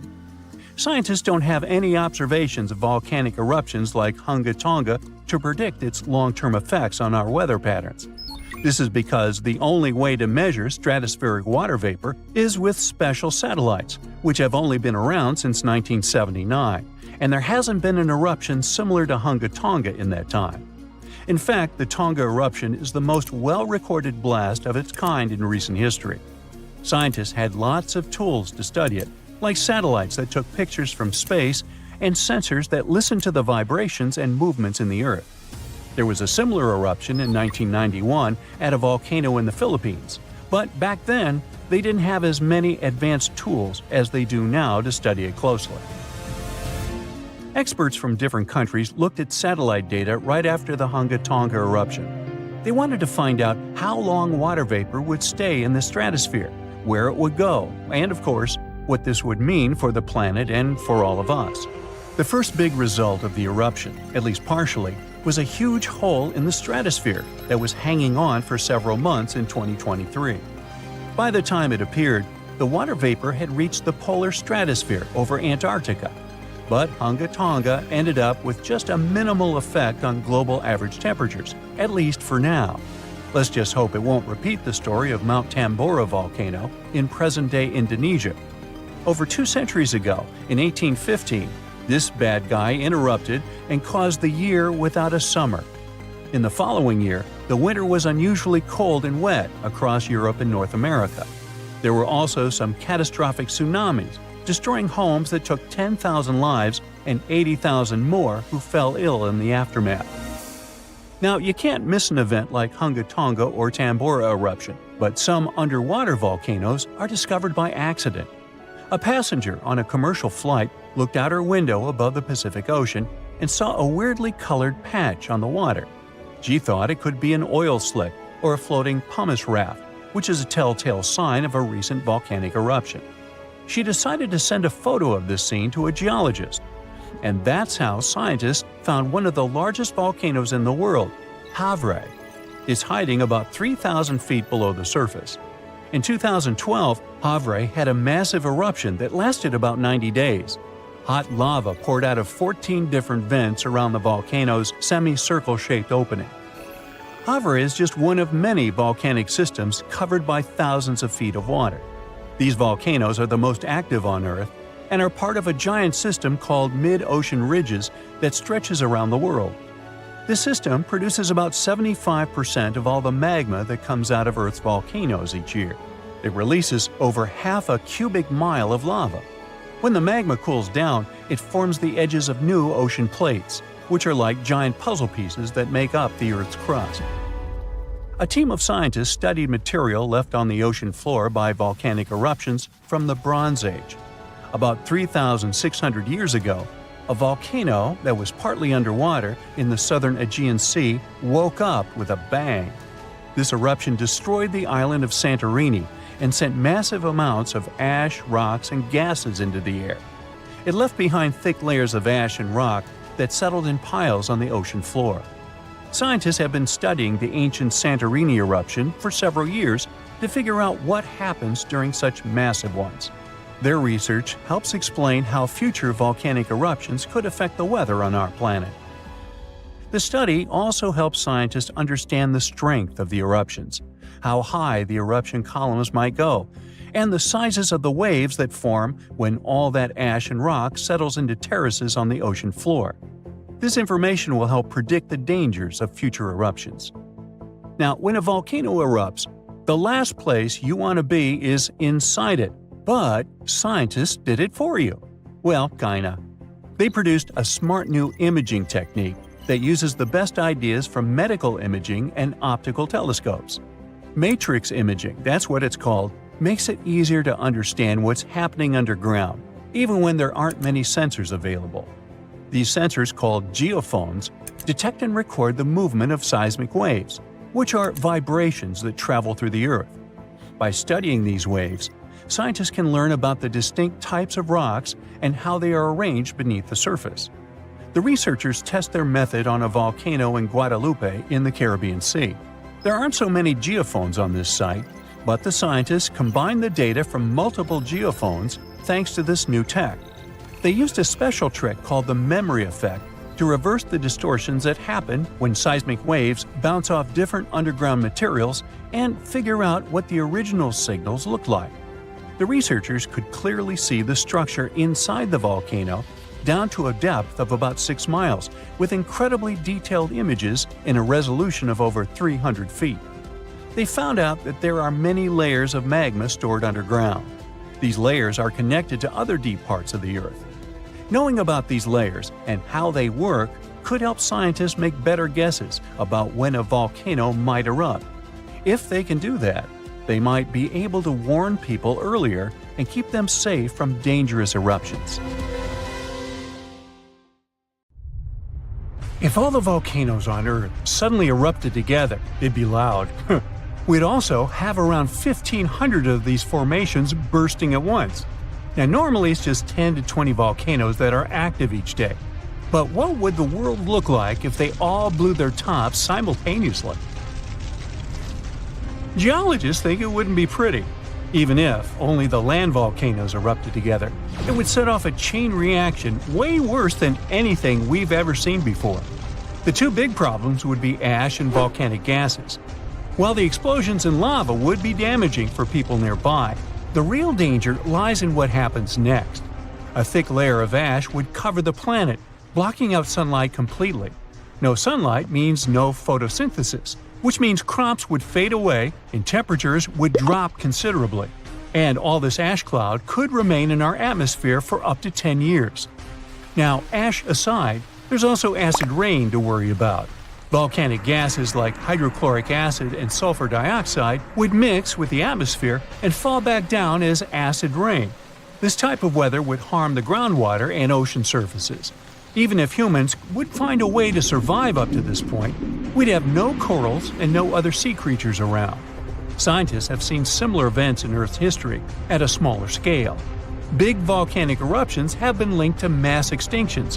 When Mount Pinatubo erupted in 1991, it cooled parts of the world for 2 years. But the extra carbon dioxide from these eruptions could also heat the planet, the same way we turn our stoves to broil for that extra crispy layer on our casserole. Geologists also mentioned that there's evidence in our atmosphere that stuff like this may have happened in the distant past. During the Cretaceous period, carbon dioxide levels were way higher than today, which made it difficult for marine life to thrive. Who would survive all this? Probably just some extremophiles, these organisms that survive in harsh conditions like hot springs or deep undersea vents. As for humans, we could all lay low in underground bunkers until things clear up, or build multiple space stations that could fit us all. Yeah, right. The chances of all volcanoes erupting at once, though, are very slim. Whew! That's because there isn't one giant source supplying all the volcanoes on Earth. Each one of these openings has its own deposit of magma, except for a few cases where they indeed share the supply. For example, in 1912, Nova Rupta in Alaska erupted alongside another volcano sharing magma. Scientists have also found evidence of magma hiding under volcanic areas, like under the Taupau volcanic zone in New Zealand. This magma can spread out horizontally for long distances, but is still just a local feature. Even if we consider all the magma under Taupau as one system, it's not connected to other volcanic areas like Indonesia or the Philippines. Because the great majority are isolated, volcanoes can't sync up to erupt at once. The magma comes from different processes like mantle decompression or adding water to the mantle through subduction. There's no way to make all these different volcanoes erupt together because of how tectonics work. Now, that doesn't mean we won't see interesting volcano activity in the future. Take an underwater area near British Columbia, where recently about 200 small earthquakes per hour have been noted. Deep beneath the Pacific Ocean floor, off the coast of Vancouver Island, magma is set to erupt, heating the water so much that it'll bubble like soda. However, this event will likely go unnoticed by anyone other than scientists. The anticipated eruption will most likely happen around 3 miles below the ocean surface. Scientists explain that the earthquakes range from negative to 4.1 magnitude, meaning only those nearby would feel any tremors. This unusual activity gives us a rare opportunity to study how the Earth's crust forms. The magma beneath the ocean floor is estimated to be almost 1,500 degrees Fahrenheit, but will cool rapidly upon eruption and contact with water. This runny rock will solidify upon contact with the seafloor, turning black quickly. This event will be useful for biologists too, who will have the opportunity to study the marine animals' response to any changes, like run! Antarctica, often seen as a vast icy continent, also holds a volcanic surprise beneath its frozen surface. Researchers have identified over 130 under the western ice sheet alone, making it the largest volcanic region on Earth. Most of these volcanoes, about 90, were only recently discovered in 2017. But could any of these Antarctic volcanoes actually erupt? Well, it depends on which volcano we're talking about. While these formations are relatively young in geologic terms, it's hard for scientists to tell if they're still active or not. There are only 2 confirmed active volcanoes in Antarctica, Deception Island and Mount Erebus. The latter, standing tall as the highest peak on the continent, has been continuously erupting since at least 1972. It's known for emitting gas and steam, and sometimes even throwing out rocks in what are called strombolian eruptions. One of its most notable features is a persistent lava lake in its crater, a rare phenomenon due to specific conditions needed to keep the surface molten. For instance, it's fueled by a steady supply of magma from deep within the Earth's mantle. This continuous inflow of molten rock provides the material for the lava lake to exist. It also features low ambient temperatures. Despite its location in Antarctica, Erebus has relatively mild temperatures in its summit region because of the heat generated by the volcanic activity. This allows the lava lake to remain liquid rather than freezing over. Deception Island, another active volcano, last erupted in the 70s. While it's currently not showing signs of imminent eruption, it's being monitored closely for any concerning activity. Apart from these 2 being confirmed to be active, Antarctica is dotted with fumaroles, openings in the Earth's crust that release gases and vapors. Sometimes these fumaroles can create icy towers reaching heights of 10 feet. What we should focus on is maybe supervolcanoes. They're this type that has the potential to produce the most massive and destructive eruptions. Unlike the typical one, which has a single vent, supervolcanoes have a vast magma chamber beneath the surface, spanning tens or even hundreds of miles in diameter. Their eruptions can have catastrophic effects on the surrounding area and even impact global climate patterns because of the amounts of ash and gases they spill out into the atmosphere. One famous supervolcano is the Yellowstone one, which some say is gearing up for another eruption. It has the capacity to unleash a colossal eruption, spewing over 240 cubic miles of material. As much as we'd like to predict its behavior, volcanoes don't stick to a calendar. On the contrary, eruptions simply happen when there's enough magma beneath the surface. There also needs to be enough pressure for the magma to travel upwards. As far as we can measure, these conditions are not currently met at Yellowstone. Sure, many volcanoes operate on a cyclical pattern, but that doesn't mean Yellowstone is overdue. In fact, Yellowstone has had just 3 major eruptions over the past 2.1 million years. Also, the term supervolcano refers to the formation's size, not necessarily how fussy it is. Yellowstone's monitoring is extensive, tracking seismicity, ground deformation, thermal emissions, gas, water chemistry, and surface changes. Signs of an eruption would include thousands of earthquakes over a short period. We'd also see deformation on the ground and weird gas emissions ahead of time. Stable, as it might look like for now, the consequences of it having a major eruption could look ugly. Ash dispersion could blanket a 500-mile radius, potentially disrupting Midwest agriculture and clogging waterways. Ash and gas emissions into the stratosphere could induce global climatic effects, making our planet colder for several years. And yes, we've seen some research that it shows there's more liquid molten rock under the Yellowstone volcano than scientists believe. But that doesn't translate to imminent danger. You have friends over for dinner. You set your drink on the counter and go help your friend set out some desserts. When you get back, you notice the liquid in your cup. It's sloshing around and the ice cubes look like ships on a rough sea. Now you feel it too. On the ceiling, the chandelier is swinging like mad. Then you hear someone scream, "Earthquake!" The house and everything in it is rocking back and forth. You try to run for cover, but the shaking keeps you stuck in place, fighting to keep your balance. The cabinets look possessed, and glasses and dishes fly out and smash on the floor. The bookshelves topple over, and everything hanging on the walls sways and falls off. You duck under the dining room table, trying not to get hurt on all those broken dishes. Yeah, you've been through earthquakes before, but none like this. Checking your phone? Typical, no signal. You can't believe what's about to happen. The screams get louder, and suddenly the whole house collapses.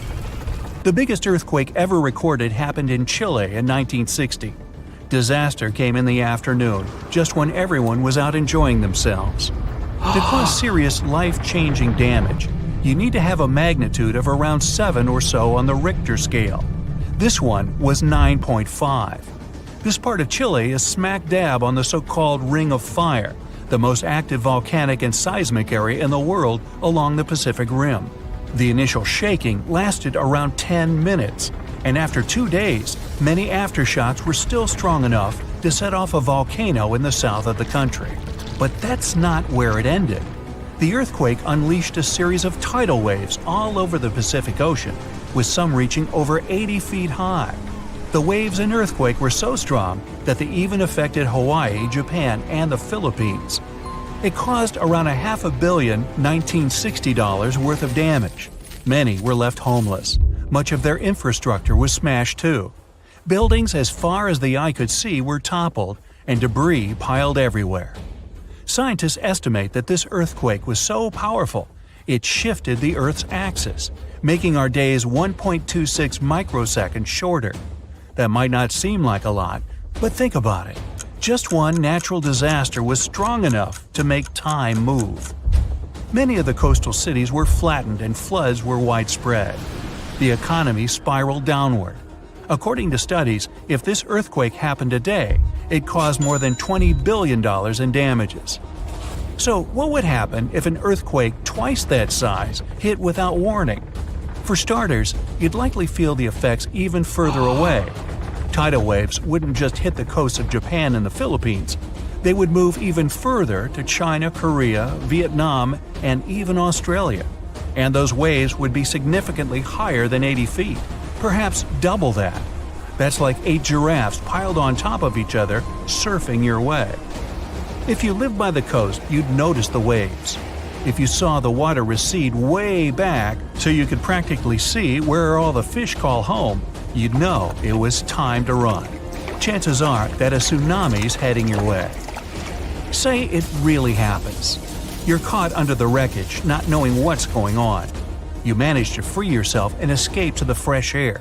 And you're not alone, because all the houses in the neighborhood have turned into piles of bricks and rubble.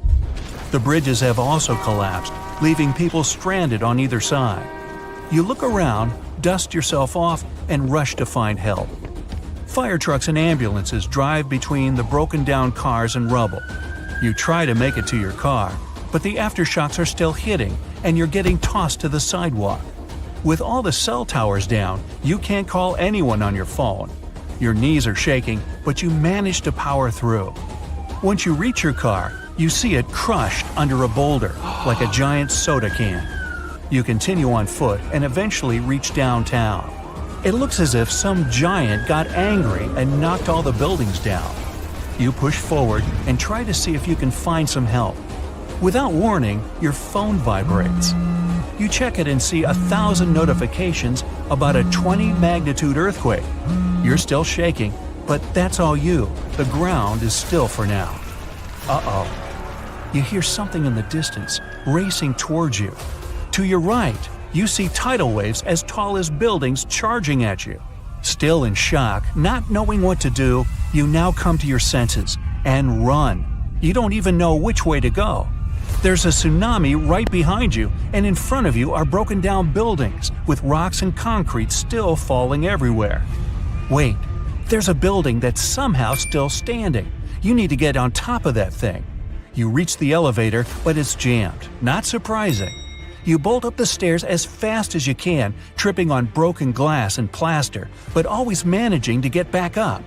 You look out a window and see the water. It's so close. You're nearly at the top. A few more flights and… whoosh. The water forces its way into the building and drags you down at least 2 floors. You can barely see anything. Still, you know you must swim up. But the water keeps forcing you downwards. After about 30 seconds, you manage to swim your way out and continue climbing to the top. You scramble to the top floor and collapse on the roof. You're safe for now. The tidal wave is still going strong, plowing its way through the ravaged city center. Your phone is now waterlogged and useless. You have a perfect 360-degree view of your town covered in water and debris. The ground starts to shake again. Maybe you'll just sit around until this is all over, waiting for the rescue helicopter. But then, a loud explosion that almost breaks your eardrums shakes the ground even more. Off in the distance, smoke is rising, and soon it covers the entire sky. Darkness hides the morning sun. That's when you can see lava shooting up into the air and landing nearby. The lava forms into a river, flowing its way into town block by block. With this much seismic movement and the high intensity of the earthquake, the world's tectonic plates have shifted so that magma is pushing its way to the surface. From the earth, steam begins to vent. Then the heat hits you. You see the magma cover the ground like a blanket, eating up every car in its way. What's worse is that the magma is melting the foundations of the buildings that managed to withstand the earthquake and the tsunami. The buildings in the distance are now sinking and collapsing into the raging lava pool that's replaced your town. One by one, every building descends. That means, the building where you're standing is also swaying. It's about to fail. That's when you see the light. You look up and see a helicopter above in the distance. You wave your arms, run around, jump, anything to get noticed. And it works. The chopper makes a few circles and finally drops you a rope ladder. As you're lifted in the chopper, you take a good look at the world below you as it wriggles around like noodles in a strainer. You land a few miles out and are immediately treated by a doctor in an emergency triage center. You were one of the lucky ones. A year later, the tsunami water has receded. The lava that flowed inland has cooled, but all that magma permanently changed the ground below it, and the whole town is gone. The disaster has thrown the entire country into a financial nightmare that'll last decades. It takes months to survey the town, making sure there's no dangerous electrical wires or busted gas pipes anywhere. They're rebuilding your town farther inland from where the old one was. In other towns, they rebuild directly over the ruins. In others, they just decide to move everyone to a nearby city. Did you know there's a guy who rode on a wave for 7.5 miles? It was accomplished by Brazilian surfer Picaruta Salazar in 2004. Just for comparison, Central Park in New York extends for a mere 2.5 miles. That was the Pororoca wave, and it can only be surfed for 3 days a year. It's pretty powerful, so it sort of pushes you. But there are definitely some tough spots where it's not that easy to catch waves. If you're looking for the gnarliest surf spot, Pipeline in Hawaii is where it's at. But beware, it's not for the faint of heart. This place is known for its massive waves that can reach up to 20 feet tall. And did we mention the shallow reef? Yeah, wipeouts here can result in some serious injuries, or worse, you might end up sleeping with a fish. The waves at Pipeline are also super unpredictable, so you never know what you're going to get. It's like a box of chocolates, except instead of chocolate, it's huge waves that could crush you like a bug. But hey, if you're feeling brave, the annual Billabong Pipe Masters competition is held there every winter. Just make sure to bring your A game and a change of underwear. Even the most experienced surfers approach pipeline with caution and respect. It's like trying to tame a wild animal. One wrong move and you're toast, or dinner. So if you're ready to ride the gnarliest waves in the world, come on down to Pipeline. Just don't say we didn't warn you. For those who are dreaming California, there's a tough spot in the Golden State for you. Mavericks is notorious for its massive swells and strong currents, making it a challenge even for experienced surfers. Hold on tight, because this wave is gonna take you for a ride. First off, let's get one thing straight. Mavericks ain't for the weak. This bad boy can reach heights of up to 60 feet. But hey, if you're a seasoned surfer and you're feeling brave, then Mavericks is the place to be. Located just off the coast of Half Moon Bay, this spot is known for its massive swells and killer waves. It's like the Hulk of surf spots, big, bold, and ready to smash. Now, don't go thinking that Mavericks is all about the waves. Oh no, my friend. This spot is also home to some of the coolest surfers around.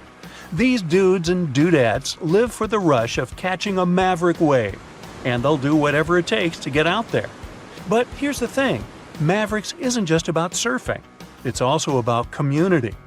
These surfers have each other's backs, and they know that when they're out there on those massive waves, they're all in it together. It's like a big, salty family. So there you have it, folks, Mavericks, the wildest, most insane surf spot in California. If you're up for the challenge, grab your board and head on out. Just remember, when you're staring down a 60-foot wall of water, it's okay to scream like a little girl. We won't judge. Chupo in Tahiti also has some of the heaviest waves in the world, breaking over a shallow reef and creating intense barrel rides. First of all, the name itself is a mouthful. It's pronounced Chupo, and it means broken skulls in Tahitian. Yeah, you heard that right, broken skulls. The waves at Chupo are massive and can reach up to 23 feet high and break over a shallow reef, which creates a super powerful wave that can barrel for hundreds of yards. And if you wipe out, well, let's just say you'll be getting up close and personal with that reef. It's like a cheese grater for your skin. So make sure you bring some Band-Aids and a good insurance policy. But hey, if you're up for the challenge, Chupo is one of the most epic surf spots in the world. However, I hope you're going to choose a much safer spot. If you're looking for some cool waves but don't want to risk your life, then you gotta check out these safe surfing spots around the world. First up, we got Waikiki Beach in Hawaii. This spot is perfect for beginners and pros alike, with consistent waves and a sandy bottom. Plus, there are lifeguards on duty to keep an eye out for any trouble. Next, there's Bondi Beach in Australia.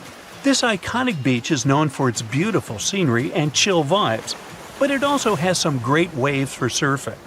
The water is shallow, and there are plenty of surf schools around to teach you the ropes, or in this case, the boards. But if you're looking for something a little more exotic, head over to Nocera in Costa Rica.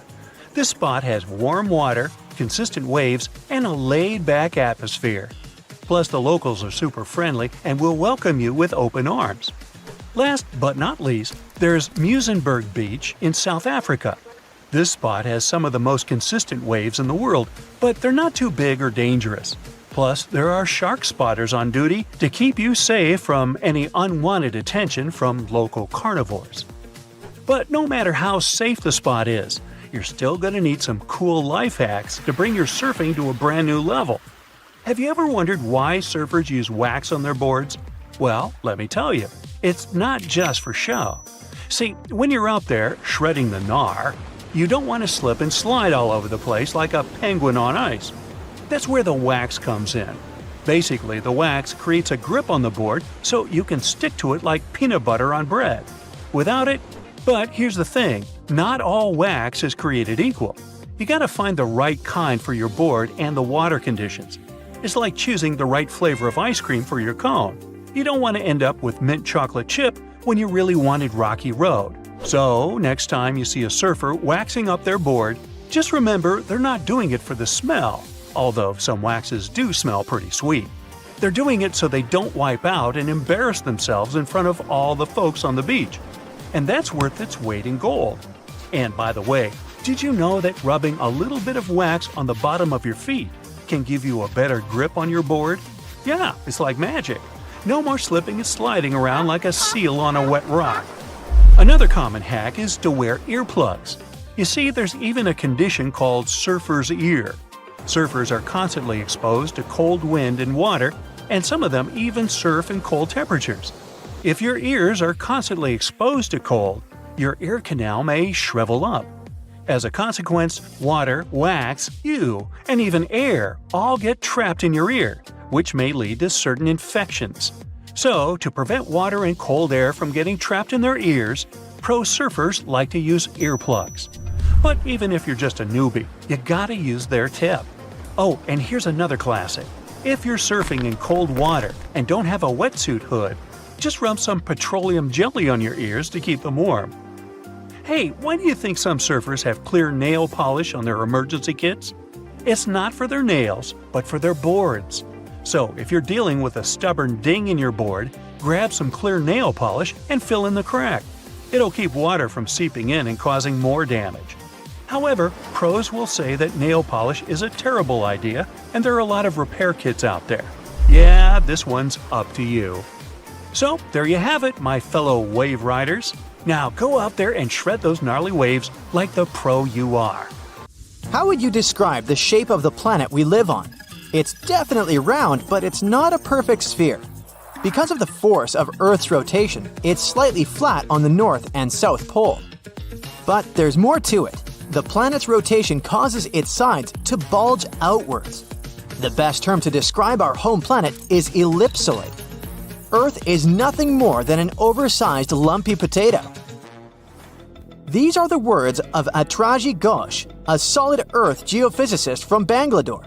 She and her team have been studying something called the Indian Ocean gravity hole.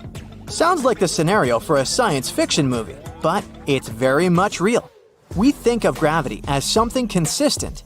If you drop a pen from your hand in Los Angeles and in Perth, they're going to fall to the floor at the same time. Well, this is not completely true. Gravity is connected with the mass of a celestial body. Astronauts on the surface of our moon don't walk, but move in hops. That's because Earth weighs 81 times more than the moon. Less mass means less gravity. Earth is more massive, so it has a stronger gravitational pull. But there's a catch. All this mass isn't distributed evenly across the planet. As a result, gravity varies as well. NASA has been mapping Earth's gravity field since 2002 using twin GRACE satellites. The maps they produced show where gravity is stronger and where it's weaker. Mountain ranges such as the Himalayas contain a lot of mass. This means they generate a stronger gravity field. The opposite happens in ocean trenches. The deepest of them is the Mariana Trench in the Pacific Ocean. You could almost stack 2 Mount Kilimanjaros inside it. The low concentration of Earth's mass below it means that the gravity field here is weaker. Places on the globe where huge chunks of mass are missing are called geoid lows. A geoid is an imaginary surface that follows the outline of sea levels around our planet. Imagine the Earth without any land. That shouldn't be too hard since the nickname of our home is Blue Planet. Now draw a curvy line along the surface of the oceans, and you get a geoid. In reality, the line stretches across oceans, as well as land masses. Scientists use this imaginary line to calculate the depth of tremors or objects that occur underground. When the wavy line goes down, that's a geoid low. The biggest of them sits at the bottom of the Indian Ocean. The first to discover it was a Dutch geophysicist in 1948. He was performing a gravity survey from a ship. The man noticed that sea levels dipped over 320 feet below the global average. The gravity hole got the official name Indian Ocean Geoid Low. It spans well over 1 million square miles off the southern coast of India. If you went out at sea in the middle of the gravity hole, you wouldn't notice much, just an endless ocean as far as the eye could see. The only way to measure the dip in gravity is through extensive geophysical measurements and calculations. The concept of a gravitational hole existed for nearly 2 centuries in the scientific community, but researchers could study it in high detail only after satellite measurements became possible in the late 20th century. A team of Indian scientists was determined to explain the anomaly that had been puzzling geologists for decades. They used supercomputers to simulate the seismic activity that formed our planet. A total of 19 simulations revealed how tectonic plates moved across the span of over 140 million years. This was during the Cretaceous period, the time when T-Rex roamed the Earth. Nearly a third of the possible scenarios produced a geoid low, similar to the one in the Indian Ocean. The most important factor in these models was the presence of magma plumes. These are places inside the Earth's mantle where lava flows upwards. The mantle sits between the planet's outer core and the thin crust we walk upon. The magma in the mantle plume is hotter than the surrounding rocks. The heat it generates melts and thins the crust. This creates hotspots that are brimming with volcanic activity. Yellowstone National Park and the Hawaiian Islands sit atop such hotspots. The Indian team of scientists linked the presence of magma plumes to the formation of the geoid low. Their source was an ancient ocean that disappeared tens of millions of years ago. It was located where the Himalayan mountain range sits today. Evidence of this lie in the marine rocks researchers found on the world's tallest mountains. The oceans ceased to exist when India's landmass separated from the supercontinent called Gondwana. It drifted north and merged with the rest of the Asian continent. At the time, the Eurasian supercontinent was called Laurasia. The Indian tectonic plate went down inside the mantle. It ended up under the African continent. This landmass contained a lot of crystallized material which was quite dense. When the sinking plate of the former ocean reached it, plumes of magma spilled out. As a result, low-density materials ended up closer to Earth's surface. Density is used to calculate mass, and if you remember our lesson in physics from the beginning of the video, less mass translates into a weaker gravity field. Scientists believe this is how the geoid low in the Indian Ocean formed some 20 million years ago. At this point in prehistory, the Earth looked a lot like it does today. There were vast grasslands, and whales swam in the seas. Geophysicists who created the computer model cannot tell for sure what will happen in the future. Ghosh thinks it's possible that the gravity hole in the Indian Ocean will remain in place for a long time. But plate movements can also cause the anomaly to fully disappear in the coming eons. Earth's tectonic plates are constantly shifting. They define the shape of our continents and oceans. Experts study plate movements to get a picture of how our world looked millions of years ago. However, telling Earth's geologic future is much more complex. The gravity hole in the Indian Ocean is the biggest, but it's not the only one in the world. Other areas with low gravity include the island of Cuba and the Bahamas. On the opposite side of the spectrum are the Philippines. Here, gravity is stronger than normal, but the poles are the places with the strongest pull to them. They are the closest to the center of the Earth. If you stand directly on the North or the South Pole, you are 3,950 miles from the planet's core. At sea level on the equator, this distance increases by more than 13 miles. Earth's gravitational field also has an effect on your weight. At the equator, you weigh 1% less than you do on the poles. The South Pole is maybe more suitable for this experiment because there is actually ground there. But gravity is the strongest at the North Pole in the middle of the Arctic Ocean. This is where scientists in 2013 recorded the highest gravitational acceleration on the planet. This is the rate a falling object speeds up in free fall. The acceleration depends on the strength of gravity. When a team of researchers from a university in Perth set out to map these gravity changes, they discovered something interesting. Gravitational acceleration was the highest at the surface of the Arctic Ocean.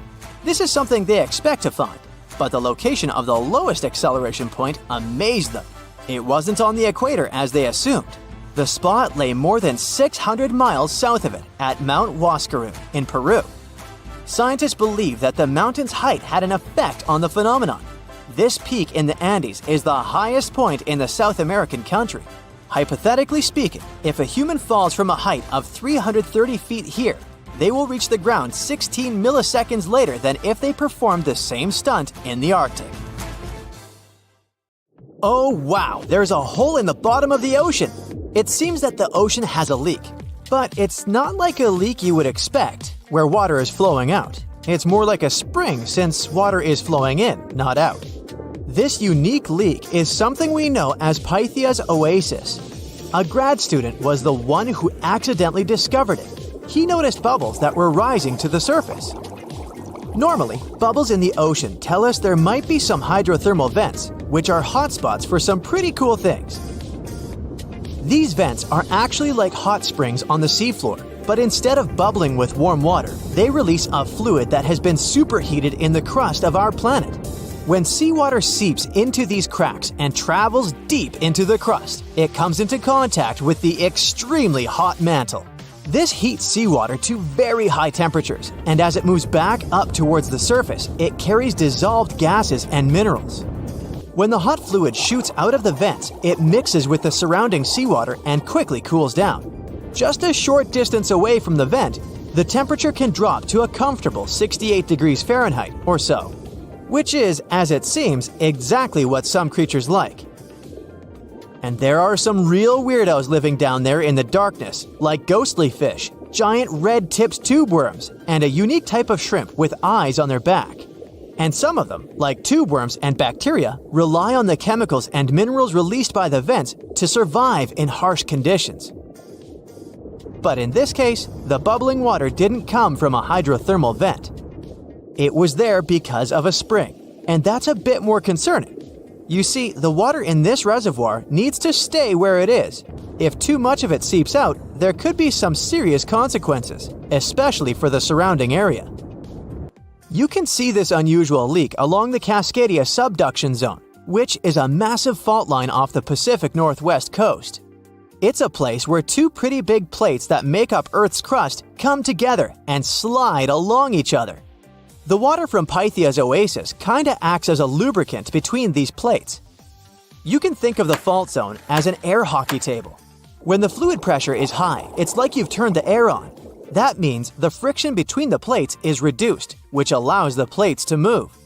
But if the fluid pressure is lower, the two plates can lock together, which then leads to the buildup of stress. Not that they'll feel bad. In the context of tectonic plates, stress is some pressure or force that can cause deformation.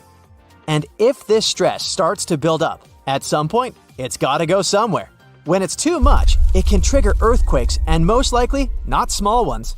For example, a release of stress in the Cascadia subduction zone could lead to a magnitude 9 earthquake. For comparison, the biggest earthquake we've ever recorded happened in Chile in 1960, and it had a magnitude of 9.5. The damage was enormous. So we hope the water will stay in its reservoir and keep maintaining the delicate balance between the tectonic plates. We've explored only 5% of the ocean. Who knows how many cool things are there at the bottom, waiting to be found? For example, check out these mysterious holes scientists have stumbled upon in the depths of the Atlantic Ocean, near the Azores. They're neatly aligned and are about 4 inches apart, or in some cases, even several feet. They resemble punctures left by a sewing machine. Some think these holes could have a biological origin. For instance, some fish may have made them while walking along the seafloor. Others believe we could be looking at something that's human-made, maybe left by a spiked tire. Of course, such holes are perfect for making up stories about creatures from other planets who allegedly made them. Or maybe even legendary monsters, like that one from Loch Ness. It's definitely hard to explain such symmetry of the holes, but one deep-sea biologist offered a pretty good explanation. He said there could be an animal burrowing beneath the sediment, and from time to time, it could make little chimneys just to get access to clean water circulation in its small burrow. I mean, there are sediment piles around the opening of each hole, and they do support the idea that something pushed the soil from below. But there's still no proof these holes are actually connected beneath the surface.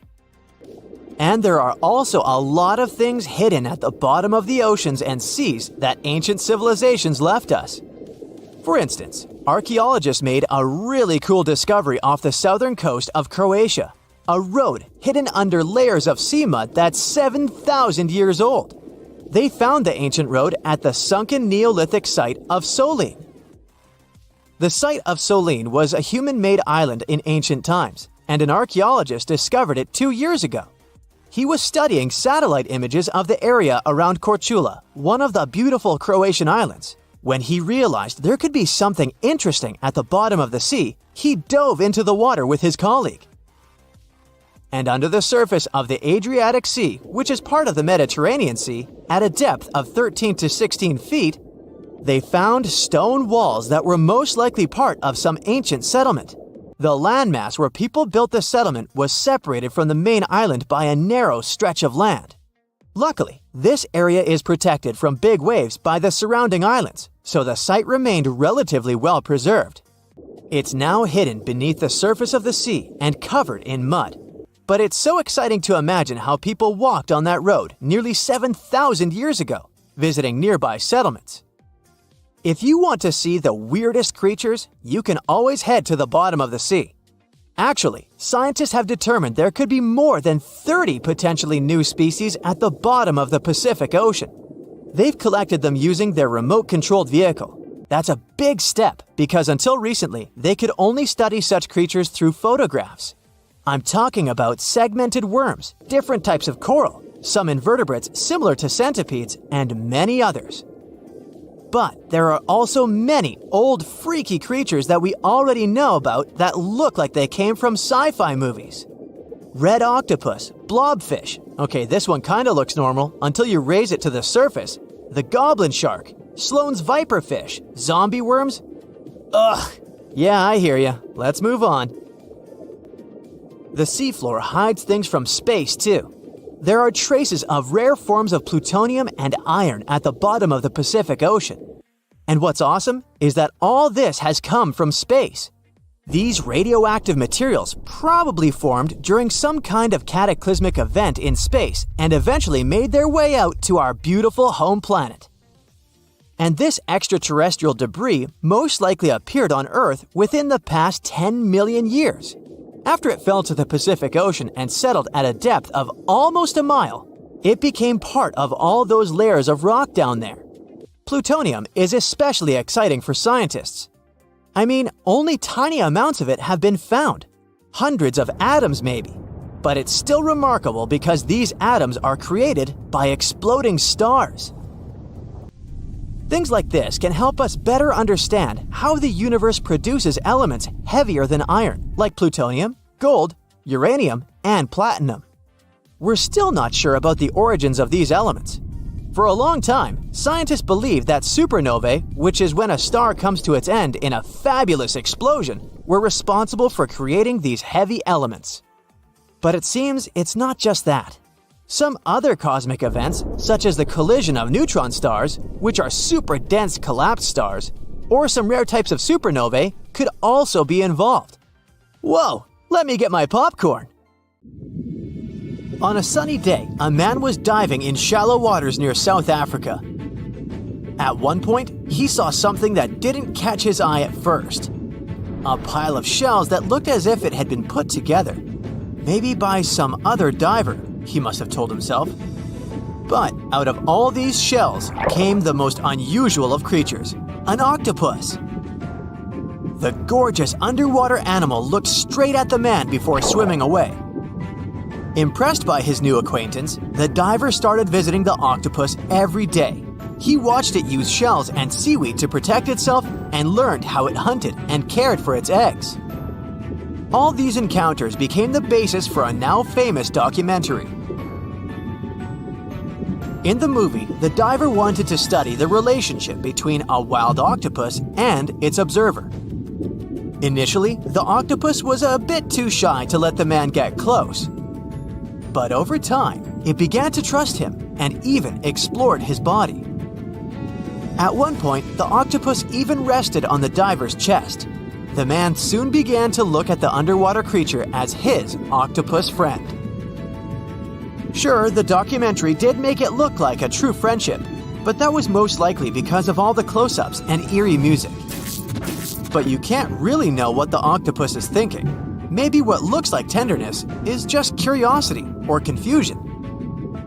Maybe an apparent hug is really just a defense mechanism. Some people may love octopuses, but can they really be friends with a human?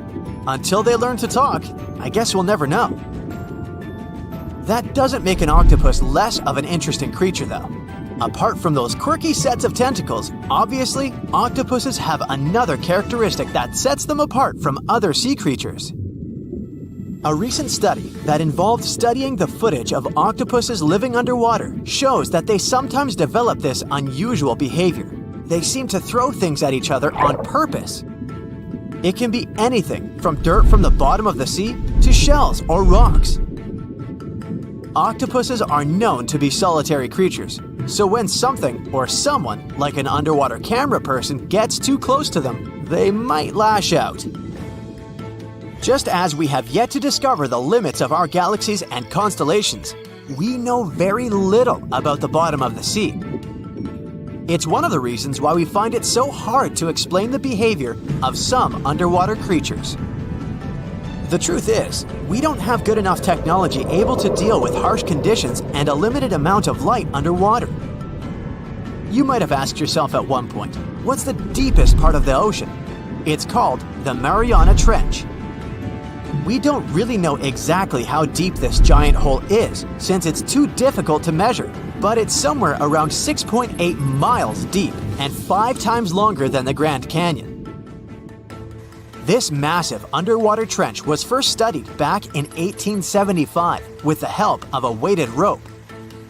Back in 2012, a Canadian film director reached the bottom of the trench in a submersible vessel called the Deep Sea Challenger.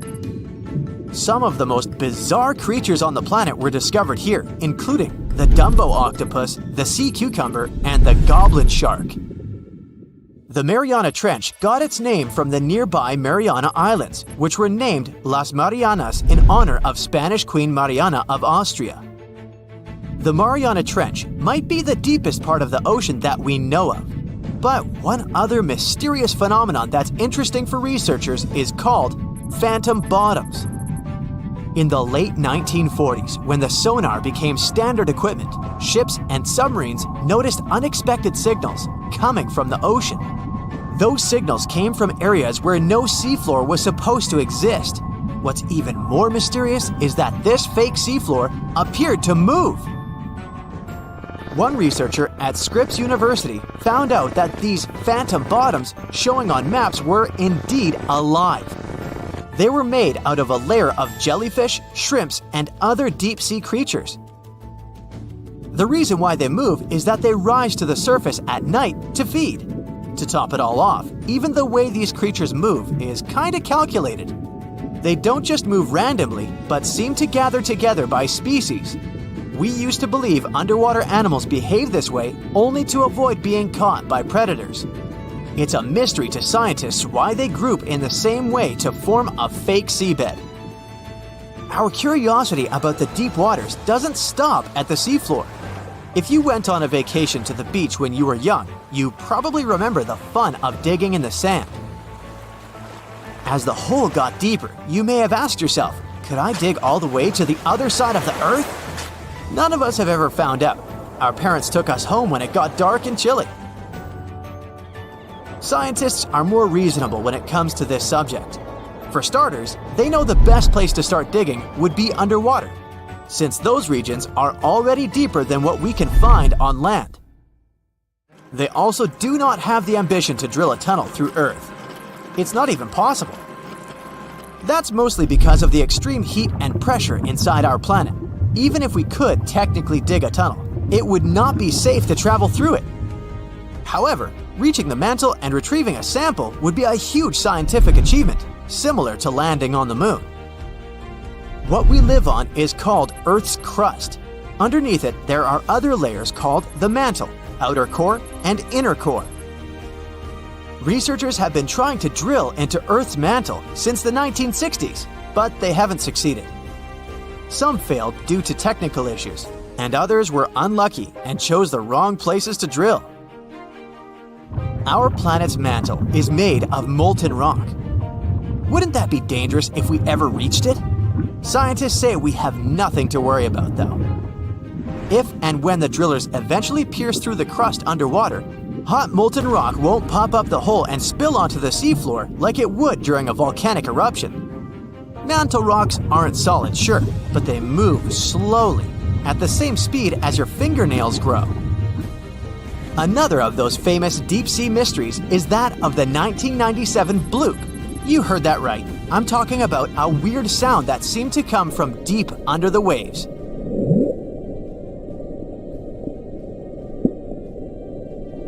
People heard it in the South Pacific. No one had ever recounted a sound like that before. Some thought it must have been emitted by a strange creature living deep in the ocean. It didn't help that the noise came from a location mentioned in a story by famous writer H.P. Lovecraft. In his story, it was a creature called Cthulhu that lived there. In the novel, the author described it as a large, human-like monster with tentacles on its face and wings on its back. For many years, people tried to figure out where the noise came from. It wasn't until 2005 that they concluded it was from icebergs breaking off of glaciers. Some people still don't believe that this explanation truly makes sense and are searching for a different reason for the bloop. If creatures living outside of our planet ever decided to come to visit, you wouldn't expect them to go straight to the bottom of the sea, right? Well, some people claim there's a sort of spaceship on the ocean floor, discovered in 2011. It's basically an oval-shaped object located on the bottom of the Baltic Sea. In 2012, a team of divers explored the anomaly and found what appeared to be a staircase and other structures on its surface. This only added to the belief that the large object had been made by someone and wasn't just a natural phenomenon. Even more bizarre, close to the unidentified anomaly, the explorers' electrical equipment, like sonar instruments and satellite phones, started to malfunction. Some scientists believe it just to be a glacial deposit or some other natural formation, but they still don't know for sure what it is. Let me take you to a place that seems to be out of this world.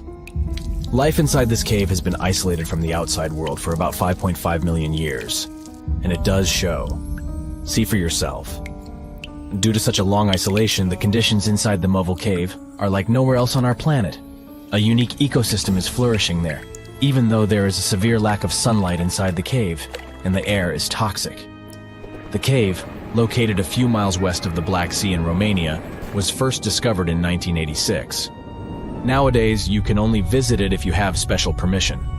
Plus, the central caverns are guarded naturally by narrow limestone tunnels and vertical shafts. So, if you're no stranger to claustrophobia, you'd probably better not enter this place. In the depth of the cave, the air has twice less oxygen than the air outside. Instead, it contains a lot of carbon dioxide and hydrogen sulfide, so not the freshest air you can breathe. It's also pitch black inside the cavern. But despite, or should I say thanks to, this cocktail of extremely harsh conditions, the site is a true goldmine for biologists. Shockingly, life seems to be booming here. In a 1996 study, scientists identified 48 species, and 33 of them were unique to the cave. Most of the creatures inhabiting the cave are tiny, with long limbs and antennae that help them navigate in the dark. They have no vision and lack pigment, and it makes sense. Why would you need to be able to see if you live in total darkness? And why would you need to be pretty and colorful with no one to see you? Now, I'm going to take you to another cave. It's no less amazing, but looks very different. This is the Giant Crystal Cave, aka the Cave of the Crystals, in Mexico. These ginormous crystals were found in 2000 by a mining company after the water was pumped out of the cave. Two miners then saw the crystals after entering the drying cave on foot. These awe-inspiring crystals are actually massive gypsum pillars hidden 984 feet underground. They're anchored to the walls and the floor of the scorching hot cave. Scientists estimate that the crystals could have been already growing for 500,000 years. That's why many of them are so long and wide that you can walk across them. Unfortunately, visiting this wonder of nature is impossible at the moment. But maybe it's for the better, since the giant crystal cave is a dangerous place that can easily turn into a trap. For tens of thousands of years, it was filled with groundwater, which was originally pushed upward into the opening by a magma chamber located in the depths of our planet. The magma under the cave kept the water hot, but eventually the temperature of the water dipped below 136 degrees Fahrenheit. As a result, the water started to fill with calcium and sulfate, whose particles began to recombine into gypsum. And then, white-tinted crystals took over the cave. And since they stayed underwater, they were able to keep growing. You don't have to fly to space to take a closer look at a black hole. Scientists have found something very similar to black holes in the southern Atlantic Ocean. A black hole has such an enormous gravitational pull that once something gets pulled inside, it doesn't have any chance to escape. Even light can't get out of a black hole. But ocean black holes seem to be almost as powerful as their space relatives. But instead of catching the light, they do the same with water. Ocean eddies are massive whirlpools that spin against the main current. They usually swirl billions of tons of water, and most of them are larger than a city. These whirlpools are so powerful that nothing trapped by them can escape. But the scariest thing is that you might not even notice heading into one of them. These things are so huge that you won't spot their boundaries until it's too late. When scientists started exploring ocean vortices with the help of satellites, they discovered the borders of several eddies. After that, they managed to prove that, mathematically, these whirlpools are the same as mysterious black holes in space. Massive eddies are surrounded by super-tight barriers where fluid moves in closed loops. Even water can't get out from the inside of these loops. That's why tight ocean vortices play the role of enormous containers. Water inside them can be totally different from the ocean surrounding an eddy. And I'm not only talking about its temperature. The salt content inside and outside a whirlpool often differs as well. On the thin Curonian spit splitting the Baltic Sea from the Curonian Lagoon, there is one of the most bizarre places on Earth. Locals call this area the Dancing Forest because pine trees in this forest have shockingly unusual shapes. They twist in spirals and circles along the ground. There are some theories why it could be happening, of course. Some people claim that huge amounts of positive and negative energies once clashed in that spot. More down-to-earth individuals believe that the reason is geological. Sandy soil in the area is too unstable to hold trees growing upright. The most popular is the idea that strong winds blowing from the water influence the shape of the trees. In any case, experts haven't come to the final conclusion yet. Look at these underwater crop circles. For the first time, they were spotted in 1995, close to southern Japan's coast. Local divers called these 7-feet-wide structures mystery circles. The enigma had been plaguing many minds for almost 16 years until the culprit was finally caught. Imagine the researchers' surprise when it turned out to be a male pufferfish. The fish needs a bit more than a week to build one circle, and the aesthetics are obviously crucial. A male is swimming inside the circle, digging valleys in the sand with its fins. But that's not all. The fish also use shells and corals to decorate particular parts of their circles. This whole build-a-circle thing has a practical purpose as well. The way a male fish swims pushes the sand toward the center of the circle and creates a mound which later serves as a nest. The next mystery on our list is in the Caribbean. Just off the coast of Belize, there's a giant sinkhole. That's the Great Blue Hole. It's about 1,000 feet across and more than 400 feet deep. Once, a long, long time ago, this hole was a cave. But then rising waters filled it, making it collapse in on itself. The deeper you'll descend into the Great Hole's crystalline waters, the darker it will become. You'll see tons of stalactite-filled caves there, but entering them is extremely dangerous, unless you want to get hopelessly lost. Once you reach a depth of 50 feet, you'll notice that the water is shimmering. That's the invisible line dividing the sinkhole's salty top from the freshwater abyss. You might want to turn back right now. Who knows what you might come across in the murky depths. There was an old Amazonian legend that told about the river that was so hot that it boiled. And it was believed to be just a legend until Peruvian geoscientist Andres Ruzo questioned if the river could be real. All experts denied such a possibility. After all, hot rivers do exist, but only in the areas where there are volcanoes. As for the part of the country mentioned in the legend, there are no volcanoes in that region. but Andres Russo was too dedicated to give up. And in 2011, he finally located the river from the legends. The water in it was indeed steaming hot.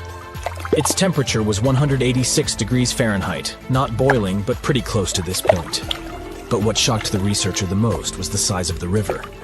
One could think that the almost boiling water was the result of the activity of an underwater hot spring.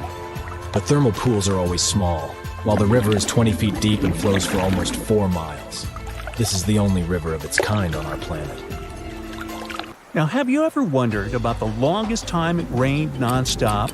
Even an hour of rain could be a big deal if you're hanging out in a dry spot like the Atacama Desert in South America. It can set a record for that place. But in super rainy spots like the Amazon rainforest, having 40 days of rain in a row might not even turn heads. Interestingly, we only have rainfall records where people live and keep track. Many towns and cities skip the whole rain data collection thing. Plus, there are so many places on Earth where nobody lives, like rainforests or the open ocean. So our rainfall knowledge is a bit patchy. Now, if we were to talk about records, Hawaii has a couple. People there have some seriously long rainy days, especially on islands where winds come from the mountains. From 1939 to 40, they recorded 331 days in a row with measurable rainfall. If you're a person who likes to watch the rain at home with a cup of tea, this might sound ideal to you. But we need to see the sun at least occasionally. Getting some sun is good for your body and soul. Obviously, you get vitamin D. Just 5 to 15 minutes of sunlight a few times a week can make a real difference. And have you ever heard the phrase sunny disposition? Researchers found that people feel down when there's not much sun around. Sunny days make us happier. Sunshine boosts your serotonin, which fights off bad moods. That sunny serotonin isn't just for your mood, it also helps you sleep. And it's also a heart assistant. When the sun hits your skin, your body releases something called nitric oxide, which chills out your blood pressure. Healthy blood pressure means a healthier heart. Now, go tell that to the people who had to go through 881 consecutive days of rain. Yeah, the record was set almost 3 full years of rain. This happened from 1913 to 1916 in Hononumomaki, Hawaii.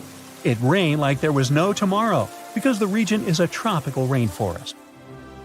How do clouds make rain? Well, rain happens when damp air goes up into the sky and gets a bit chilly. As this air cools down, tiny water vapor molecules huddle up, forming super small droplets that look like a fluffy cloud team. Now, inside these clouds, things get playful. The air moving around can sometimes make these droplets bump into one another and get bigger. Then they can turn into ice crystals high up in the clouds where it's chilly. These little ice buddies get heavy enough to take a tumble down, melting in the rain on the way to the ground. Now, there isn't just one type of rain. Raindrops can come from all kinds of storms. Thunderstorms show up, make a splash, and then they're out.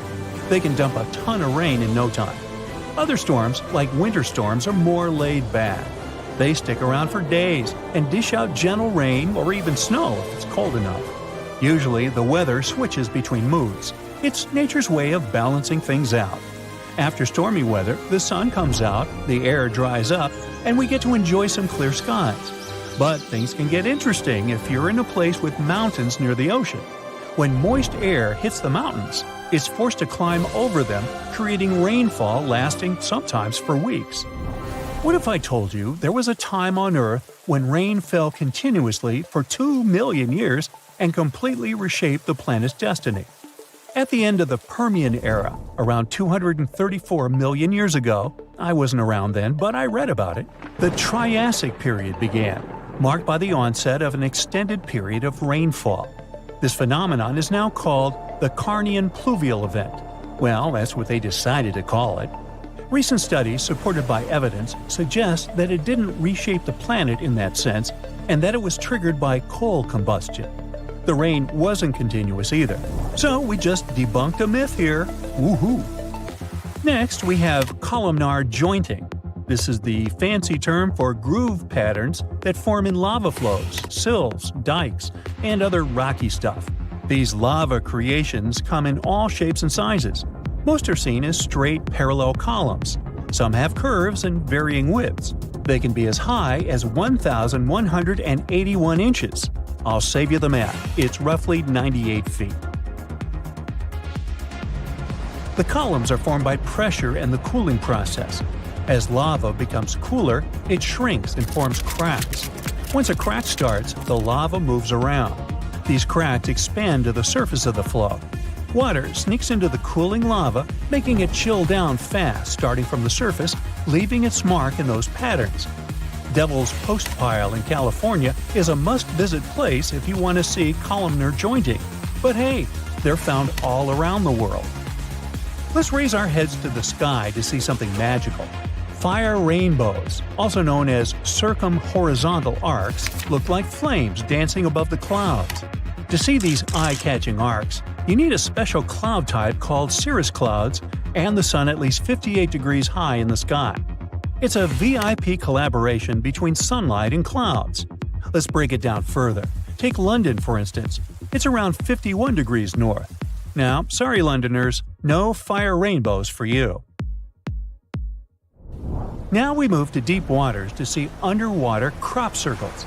These are giant circular patterns found in 1995 near the shores of southern Japan. Locals were baffled. They dubbed them mystery circles, as if the ocean had a secret talent for sand art. The mystery was solved in 2011. The unlikely artist turned out to be a tiny pufferfish, just 5 inches long. The researchers found out that males were on a mission, spending a solid 7 to 9 days building their circles by swimming in and out and using their fins to carve valleys into the sandy floor. They decorate the peaks of their creations with bits of shells and corals, turning their sandy canvases into masterpieces. Okay, they don't do it for the sake of art. The curious circles have a purpose. The sandy center of the circle serves as a nest. Male swimming moves mix things up, getting sand particles just where they need to be. When a lady pufferfish swims by, the male twirls and dances, swirling sand around. If she is impressed and thinks he is the one, she lays her eggs in the sandy heart of the circle. There you go, another happy ending. Now let's look at frost flowers. You might have seen thin sheets of ice that look like delicate petals and sometimes pop up from the stems of plants. The ice is about as thick as a credit card. It forms when the weather is cold outside. The soil is damp but not frozen, as well as plant stems. Not all plants produce these frost flowers, and the conditions must be just right. Here's how it happens. The water inside a plant stem gets pulled up from the ground. When it freezes, it expands and cracks the stem vertically. As it hits the chilly air, it turns into ice. As more water gets pulled up through the crack, it keeps pushing out super thin layers of ice. Whether a frost flower looks like a narrow ribbon or a wider one depends on the length of the crack. And the way it curls and shapes itself into these petals is random, or the reason might lie in the difference in friction along the sides of the crack. These frost flowers are unique and delicate, and they don't last long. They melt or just disappear quickly. To spot them, keep an eye out for tall grass, especially in places that don't get mowed much. Pay attention to purple ironweed, blackberries, and wing stems. If there were cataclysms on Earth every 5 minutes, living conditions on our planet would be almost the same as 4.5 billion years ago. Back then, seas and oceans boiled, lightning struck everywhere, tectonic plates changed their shape, lava flowed from volcanoes, and worse, no internet. The Earth resembled a vast boiling cauldron where life was gradually being created. If it starts to boil again, this cauldron could destroy almost all life on the planet. Consecutive cataclysms. Won't hurt to pretend. Let's imagine, shall we? Good morning! You wake up in a small underground bunker. The seismic sensor indicates that a 7-point earthquake will start in a few minutes. You pack a huge waterproof backpack and go upstairs. The underground bunker is protected from seismic activity. It moves with the ground, so you're safe here. But you need to leave the shelter because supplies are low. Also, yesterday, you picked up a radio signal telling all survivors to go south immediately. The coordinates they gave aren't far from your location. You have to hurry, though, before the landscape changes again. You open the hatch and find yourself in the middle of the desert. The sun is almost invisible beyond the gray sky. The ground is shaking, but you're not afraid. There are no houses or buildings, nothing to fall on you. You keep your balance perfectly, and the earthquake doesn't knock you off your feet. It's like jumping on a trampoline. The only danger is the deep chasms in the ground, but you can easily jump over them. After such an extreme morning warm-up, you decide to have breakfast. You take a tin can out of your backpack. You have a few minutes before the next disaster, so you eat and remember how your great-grandfather told you how all this started. Before all of this, the planet was divided into territories called countries. Millions of people lived in them, and then something terrible happened. The tectonic plates started to move, and the air temperature and atmospheric pressure began to rapidly change. In one day, earthquakes destroyed entire cities. Tsunamis and floods washed away the remaining ruins. Volcanic ash blocked the passage of sunlight. Forest fires destroyed almost all vegetation, and eruptions poisoned the air. Only a few people managed to adapt to such harsh conditions, and you are a lucky duck to be one of them. As you finish your breakfast, you're distracted by another ground tremor. Time to move on. Many people travel around the world alone, as they consider it a safer way of life. Some people form small communes, but no one ever stays in one place for too long. Your whole life is in motion, but you don't panic. One of the main rules during natural disasters is to remain calm, so all survivors have steel nerves and excellent physical training. You run a few miles south and suddenly smell something strange. You put on a gas mask. The earthquake has created a limnic eruption. Natural carbon dioxide is released from the ground to the surface. You feel comfortable in a gas mask, but can't run fast while wearing it. Far up ahead, you see a green forest, a rare place that was not affected by fires. You take off the gas mask and go to the tree to take shelter in the shade from the scorching sun. This green area is rich in vegetation. Colorful flowers, strawberries, and many other berries grow here. But you're concerned. Such fertile land comes from being near volcanoes. It spews underground magma rich in vitamins and minerals, so vegetation grows. You can see a high mountain in the distance. This is the volcano. An underground push occurs again and provokes an eruption. You gather strawberries and run away from this place as far as possible. Lava pours from the volcano's mouth and makes a fire in the forest. You unhook a folding scooter with a motor from your backpack and drive away from the fiery mountain as fast as you can. The sky is covered with volcanic ash, but this is not for long. A strong wind grows with each passing second. You realize a hurricane is moving in your direction. You take out a small shovel and dig a hole in the ground. The soil is dry, but you have enough strength to dig a small ravine in a couple of minutes. You dive into the shelter and cover yourself with a protective tent. The hurricane blows the volcanic ash in different directions, and the air becomes clear again. But the fire doesn't stop. The wind spreads through the forest. You get out of the ravine and put on the gas mask again. There's a lot of smoke around, and it's unbearably hot. You know the hurricane couldn't just appear without any reason. Hurricanes are formed when warm, moist air collides with the sea surface and rises to the sky, so there's water nearby. Great, because you're thirsty and want to cool down. A loud sound erupts behind you. You turn around. A massive wave of water approaches the fire. Without panic, you take your life jacket out of your backpack, remove your gas mask, and put on a diving mask and fins. The wave blows you off your feet, but you don't drown. Over the years of survival, you have learned to swim very well.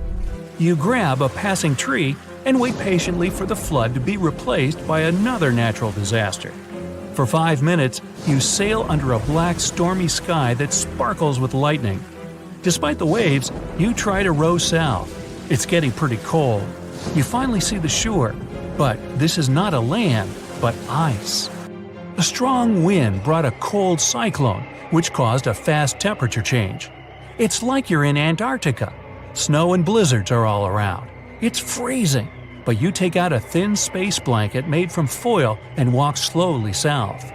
Under your clothes, you put crumpled paper, bubble wrap, pieces of cotton. All this also helps to warm your body. Along the way, you collect several bottles of snow to melt later.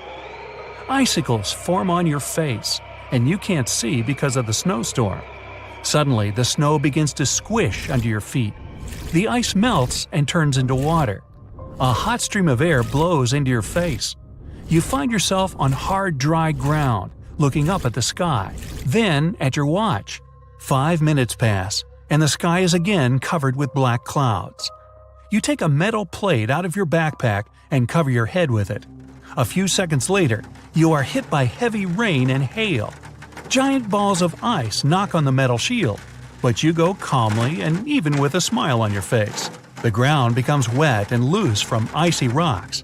When the hail ends, you pull out all the heat-insulating materials from under your clothes and hide them in your backpack. Then you lay out a few long spokes of steel. The spokes are wrapped with copper wire. You connect the spokes to each other, making one long antenna. You stick it in the ground and run away. After the hail from the rain clouds, lightning strikes the ground. More precisely, it hits the lightning rod you've just built. You wait for the storm to end, then take the lightning rod apart and return it to your backpack. An intense heat begins. You drink some melted snow and break your way through the desert. The earth trembles and your adventure begins again. Earthquakes, carbon dioxide, fires, floods, snowfall, tsunamis, lightning, and again and again and again. With the help of a compass, you continue your journey and reach your goal a few months later. You see a long antenna sticking out of the ground. This is a place mark for entering an underground city. The city is built from dozens of massive bunkers connected to each other by tunnels. The city walls don't allow radiation to pass through, and they don't bend from daily earthquakes. People learn to extract energy from the ground.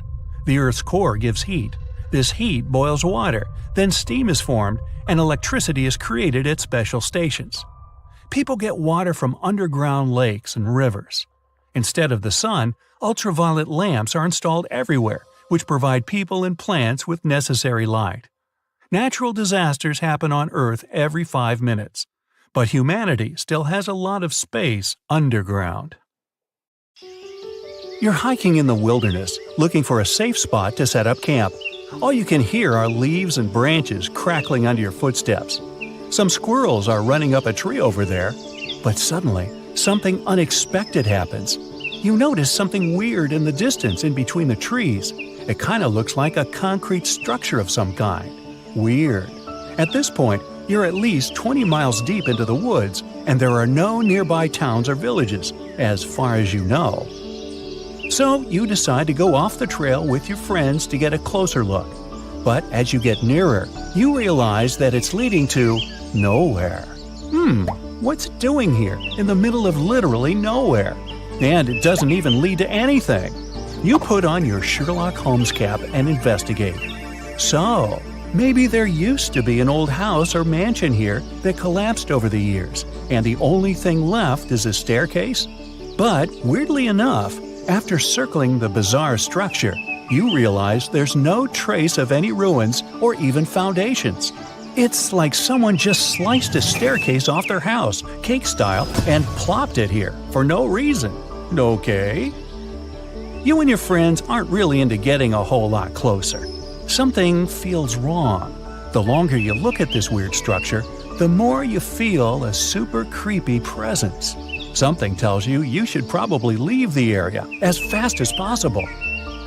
As weird as this sounds, discoveries of random staircases, illogically found in the woods, are surprisingly common. Some are made of wood, others of brick or stone. Some look ancient, while others look like they were finished yesterday. The one thing they all have in common, they all lead to absolutely nowhere, and they're all found in super mysterious locations. One of the most famous ones is in Chesterfield, New Hampshire.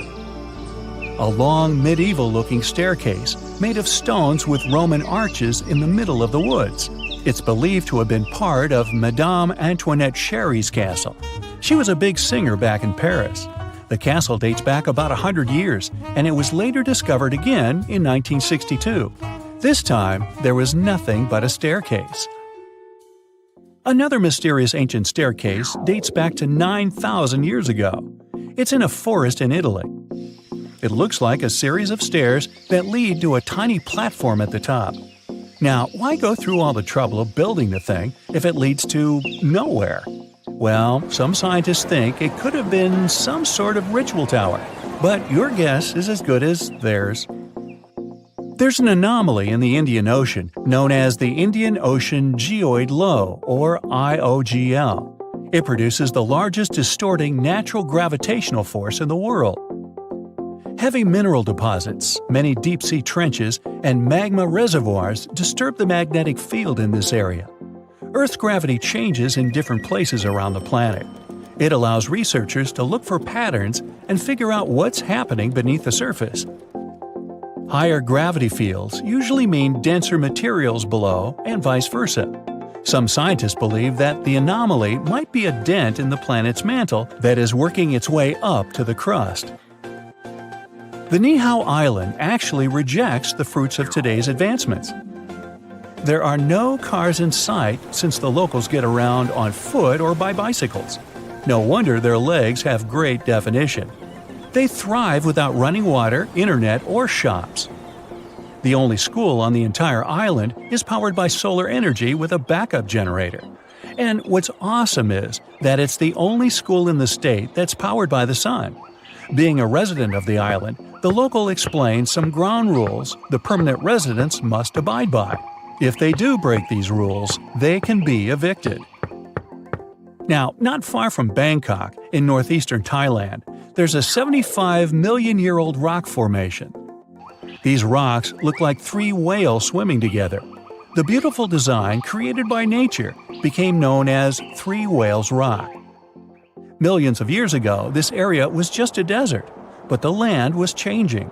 Gradually, sandstone got pulled apart by the movements of tectonic plates and erosion. That's how these spectacular formations were created. If you decide to explore the system of trails around Three Whales Rock, you'll find waterfalls and an abundance of fauna and flora there. Located on Gamal and Gaiden peninsulas, these expansive pit holes were discovered in 2014. They seem to be still changing and evolving. The pits grow wider and people find them more often. Of course, there's no shortage of theories about how they appeared. Suggestions range from meteorite impacts to the activity of other civilizations. But the most common explanation is that methane gas reacted to water molecules after the planet's permafrost started to melt. This resulted in bubbles of methane bursting through the ice. The craters could be thousands of years old, but nobody knows for sure. You're driving to the state of New Mexico, to the small town of Taos. 2% of the locals hear a strange buzzing in the air every day. Some residents believe the sound is somehow connected with technologies used by guests from other galaxies. Also, there is a theory that something sinister lives in the town. They say Taos is cursed. An evil spirit or a phantom punishes people for something their ancestors did in the past. Scientists still can't explain the nature of this sound. Another theory says it's caused by unusual acoustics of the location, while others think the buzzing is a hallucination. Some can hear it because everybody talks about something, and our minds create an illusion of the sound that doesn't really exist. The sound isn't the same for everyone either. For some, it's a low hum. For others, it's more of a buzzing sound. But this is not the only place where you can hear the strange noises. It's called the hum, and people worldwide claim to have heard it.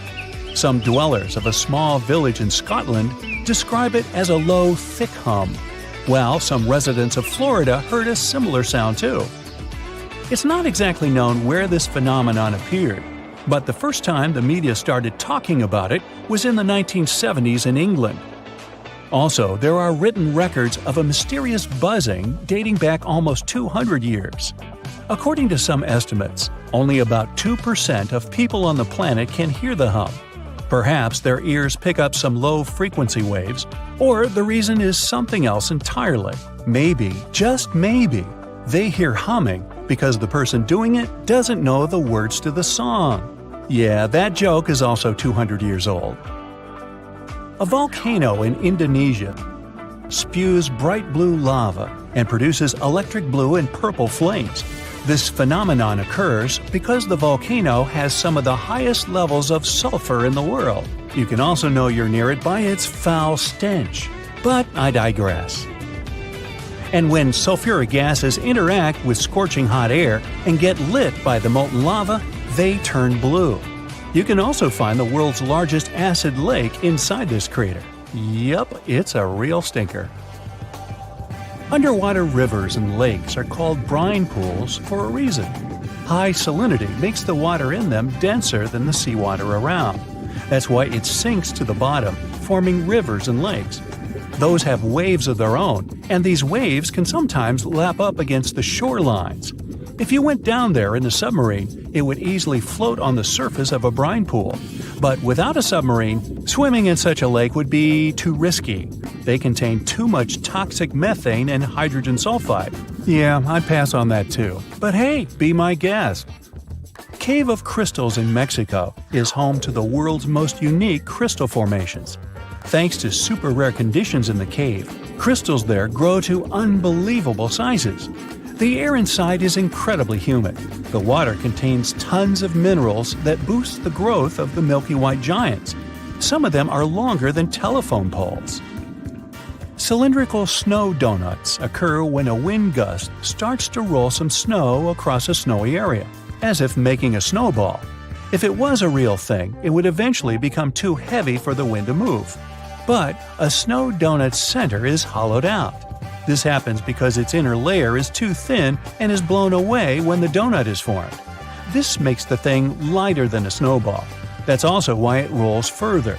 Unfortunately, snow donuts are rare because they need very precise conditions to appear.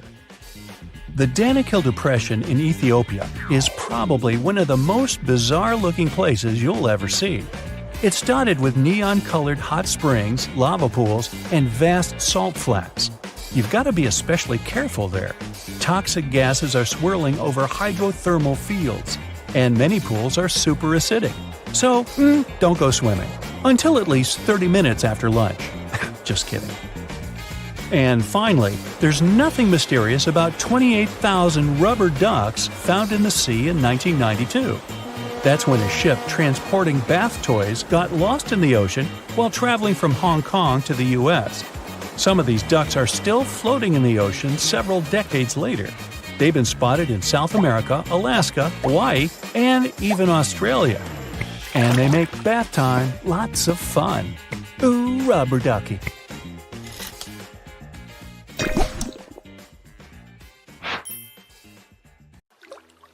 You're down in one of those polar seas where the Brinicle, eerily called the Finger of Death, is born. It's a strange, almost otherworldly place, the deep ocean, where light barely reaches. Everything down there seems to have adapted to survive in darkness and intense cold. But even those truly hardy creatures aren't ready for what a Brinicle can do. When that briny, super-cooled water starts dripping down, a ghost story begins. The formation of these brinicles is a fascinating process, like an underwater science experiment happening in real time. We know that when seawater freezes, it doesn't freeze like fresh water. Because of all the salt in it, it has to push out impurities to form the pure ice that floats at the top. This means the salty water, or brine, ends up trapped in channels and pockets within the ice. When it sees the light of day for the first time, a brinicle resembles a pipe of ice reaching down from the underside of a layer of sea ice. At first, a brinicle is very fragile and its walls are thin. But the continuous flow of colder brine supports the growth of the brinicle. It also prevents it from melting. Otherwise, this process would be inevitable, caused by the brinicle's contact with less cold surrounding water. As the ice accumulates and the walls become thicker, the brinicle becomes more stable. Over time, the brine trapped inside gets squeezed out through tiny cracks, dripping down in this cold, heavy plume. Once that cold brine starts flowing downward, it begins freezing the seawater around it into a sheath of ice. That's why, instead of melting as it hits the water below, it forms this icy casing that protects it, helping it grow longer and stronger. The Brinicle keeps moving forward inch by inch, and this crazy downward spiral is almost unstoppable. And when it touches down on the seafloor, uh-oh, that's when the trouble begins for anything living nearby. Imagine being one of those creatures on the seafloor, maybe a sea star or an unsuspecting urchin just trying to make it through the day. And all of a sudden, you see this icy tentacle nearing you. It isn't just some cold water coming down. It's basically a net of ice moving down and spreading out.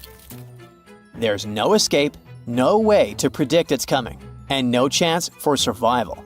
It's a slow-motion natural disaster in action. When a Brinicle reaches the seafloor, it continues to accumulate ice while the surrounding water freezes over. The brine keeps traveling across the seafloor in a downslope direction.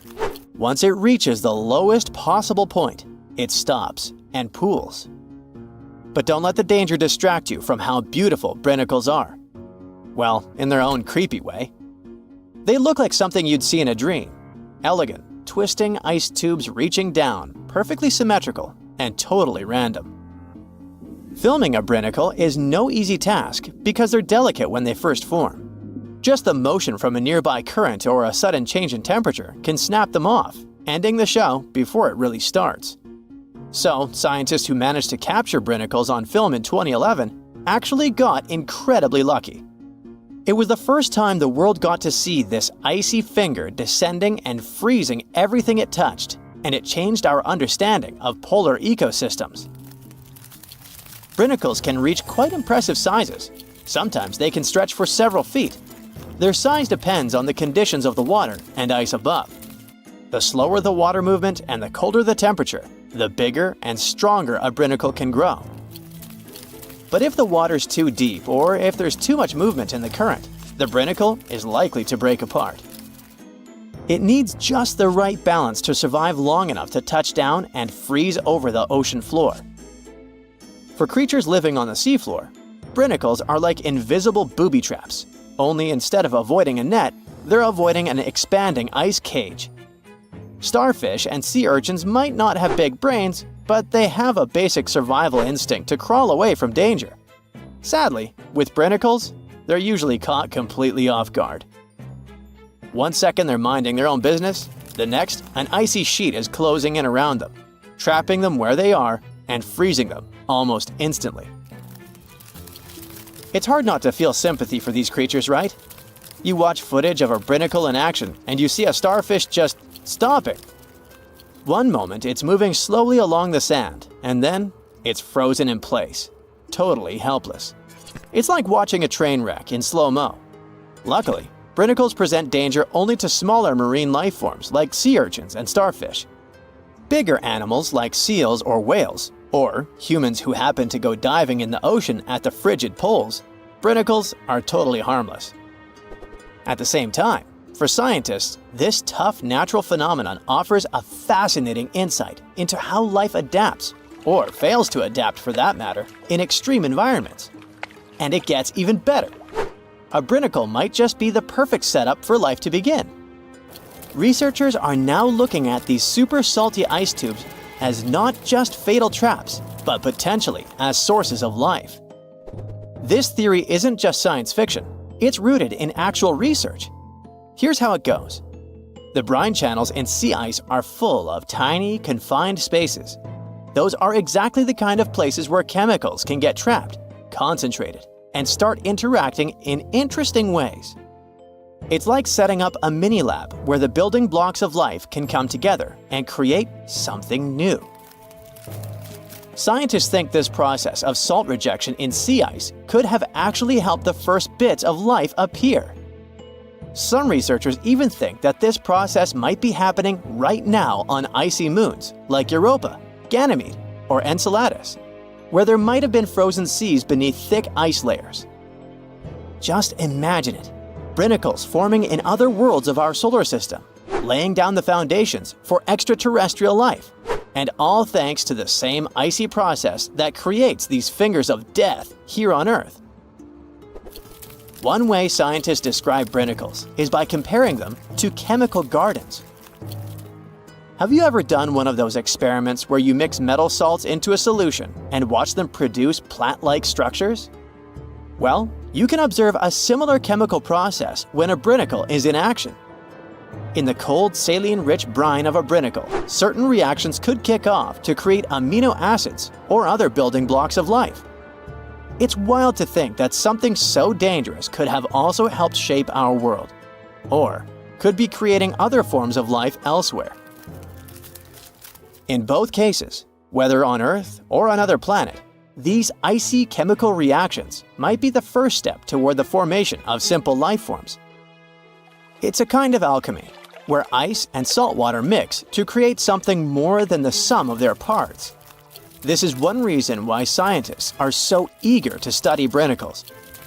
Each one could hold a tiny clue about how life begins, survives, or fails under extreme conditions. Something as mesmerizing and weird, but at the same time simple as brinicles, hints at bigger questions. How did life start on Earth? What are the conditions needed for life to survive in extreme environments? Could icy structures like these exist in other parts of our solar system or beyond, creating similar conditions that might one day give rise to alien life? As much as they look like a silent threat reaching out from the ice, brinicles are also reminders of how beautifully complex and interconnected our world is. They may seem like simple fingers of ice, but they hold secrets that touch on everything from ecology to chemistry to the origins of life itself. So next time you hear about the ocean, remember that deep below in the darkest, coldest waters, something incredible and a little bit terrifying is happening right at this moment. Imagine you're driving across a bridge to visit a friend. The next day, you get in your car to go back, but there is no longer a river under the bridge you drove across yesterday. Believe it or not, this is exactly what happened to people in the south of Honduras when Category 5 Hurricane Mitch hit in October 1998. Choluteca Bridge, which the local authorities reconstructed earlier that year, was left in the dry, as the river now flowed around it, not under it. The structure soon became famous online as the Bridge to Nowhere. This waterway shifted its course overnight, but it normally happens over longer spans of time. A river will stop flowing straight when there is even the tiniest change in the landscape around it. Even something as tiny as a mouse can weaken a riverbank. Imagine a family of mice decides to start a home somewhere by the river and digs a cozy hole. Over time, water gets inside this hole and starts washing away any loose soil. Give it a couple of centuries, and the river will now have a bend in this place. And if you're worried about the mice family, don't be, because they moved out a long time before the water flooded their home. Things happen even faster for small streams because, well, their beds are also smaller. The current breaks down stones, the ground takes them in, and voila, a riverbed or bottom is formed. The current is the strongest in the middle of the waterway, and its power directly shapes the riverbed. The water flowing through rivers is full of soil and other particles. All this stuff goes from the spring into the mouth of a river and into Earth's oceans. In some cases, these particles build up at some point, and that's how new beaches, probably including your favorite, are born from fine-grained sand. On the other side of the river, the flow of water is much faster, so this fast-moving current literally slams against the next bank. Then, the process of erosion starts all over again. River erosion is what happens when the flowing water takes away soil. And I have to tell you, things go super fast there. That water is so energetic, it can even carve into rocks, creating a canyon. If the riverbanks consist of loose material, such as humus, that's the soil you plant a flower in, then it is easier for the flowing water to erode it. Rivers in the plains are often wide and slow because there's little resistance from the ground around them. So you don't have to worry about waves tipping over your boat on a flatland river. In the mountains, streams quickly wash away all the surface soil and gravel, revealing the bedrock beneath them. It's tightly bound, so mountain streams are literally set in stone, as they cannot wash away this bedrock. So we have erosion to blame for waterways changing their course, and also mountains and hills. When a stream reaches a mountain or simply a rock, it has two choices: to flow around it or carve its way through it. In flatlands, rivers don't have any natural competition, so they choose a more winding path. All this twisting and turning increases the river's total length from the source to the mouth. One such example is the mighty Mississippi River in the U.S. It has a lot of curves and bends, which are called meanders. In the last century and a half alone, the Mississippi changed its course several times. The last major case was in 1876 when it left the historic city of Vicksburg in the dry. 2 years later, a team of American engineers came to the area to construct the Yazoo Diversion Canal, which took 25 years to complete. Thanks to it, ships could once again sail to Vicksburg, reviving the town's economy. What happened in this southern U.S. town in the 19th century is an ordinary natural consequence of river erosion. The bends in a waterway grow sharper over time, making the water flow faster. This speeds up erosion, and individual bends slowly start approaching each other to the point they merge. When this happens, the river straightens up overnight, leaving a lake in the form of a horseshoe in the place where the bend was. This newly formed body of water is called an oxbow lake. These still water lakes either dry up, since they're no longer fed by a spring, or they turn into swamps. In some cases, humans use them as water meadows used for agriculture. Lake Shakot in Arkansas is the largest oxbow lake in North America, formed by the Mississippi several centuries ago. The source of the Mississippi is a lake in Minnesota, but a river can also start when two other watercourses become one, or when the water simply bubbles up from under the ground. Even melting snow can feed a river, like the Amazon gets its water from the Andes. Determining the source of a waterway can be tricky, so the debate about whether Amazon or the Nile is longer is still ongoing. What scientists know for certain is that the Amazon carries more water than any other river. 1/5 of all the fresh water that enters Earth's oceans comes from this South American river. When you look at the Amazon River on a map, you'll notice how it flows from Peru to Brazil, that is, from the west to the east. This direction might seem odd when you compare it to the Mississippi, which flows to the south on the map. It's so confusing because you probably know rivers flow down, affected by gravity, but down doesn't automatically mean south. Running water will try to find the easiest route down, so there are no rules in terms of cardinal directions. The Nile River is the best example of this, as it actually flows north into the Mediterranean Sea. Northern Egypt, where all those pyramids are located, is on lower ground than Sudan, where the Nile is formed when the Blue Nile and the White Nile merge.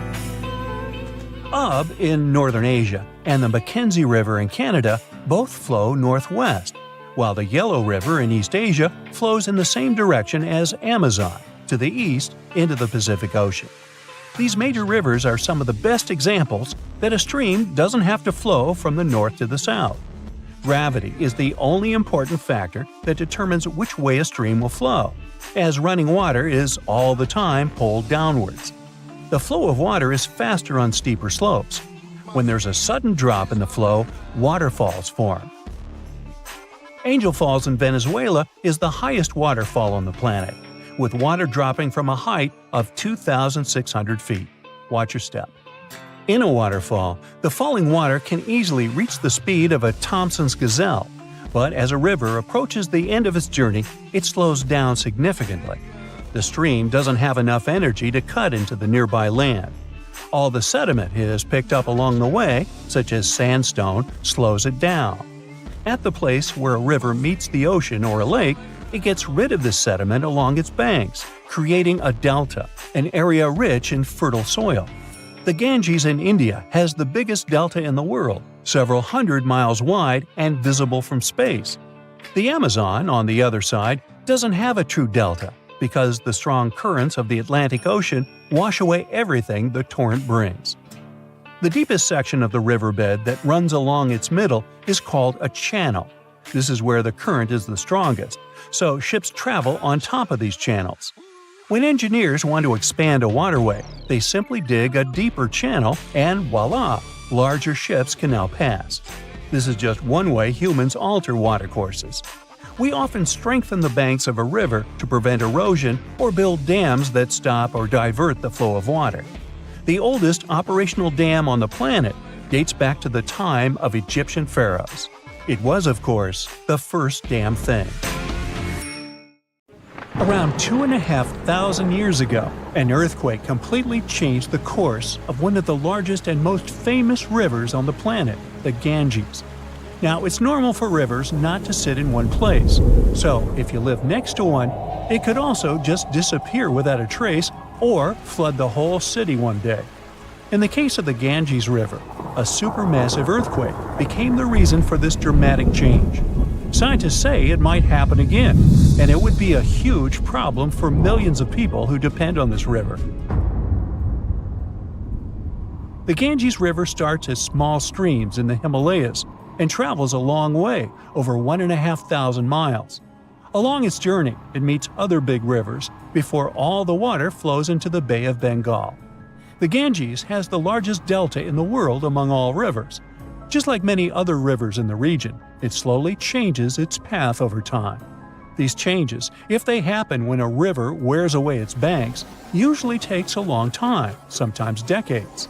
Scientists have discovered that the Ganges-Brahmaputra river system has shifted several times over the last 6,000 years. When they looked at satellite images of the Ganges Delta, they noticed something interesting. There was a crescent-shaped dip in the ground about 28 miles away from where the river is flowing now. This depression was over 1 mile wide and stretched for many miles. They thought it might have been an old main channel of the Ganges River a long time ago. In 2018, the team decided to visit the area to check it out for themselves and take samples to learn more about it. While driving back home, they noticed a pit where someone was digging dirt to create a pond. The next day, they planned to fill it with water, but the researchers spotted something strange in the dirt. There were vertical bands of light-colored sand mixed into the darker mud. These special layers are clues from the past.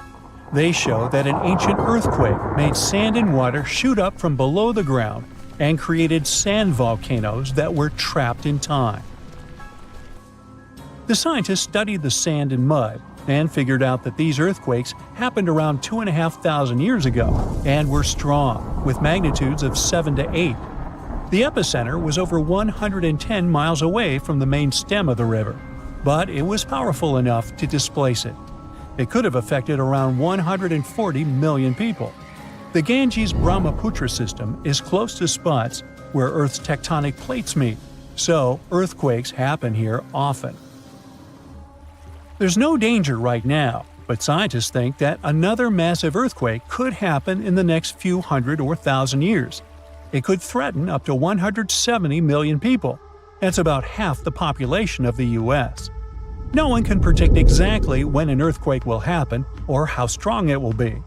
Learning how earthquakes in the past moved rivers helps scientists figure out patterns and make guesses about similar events in the future.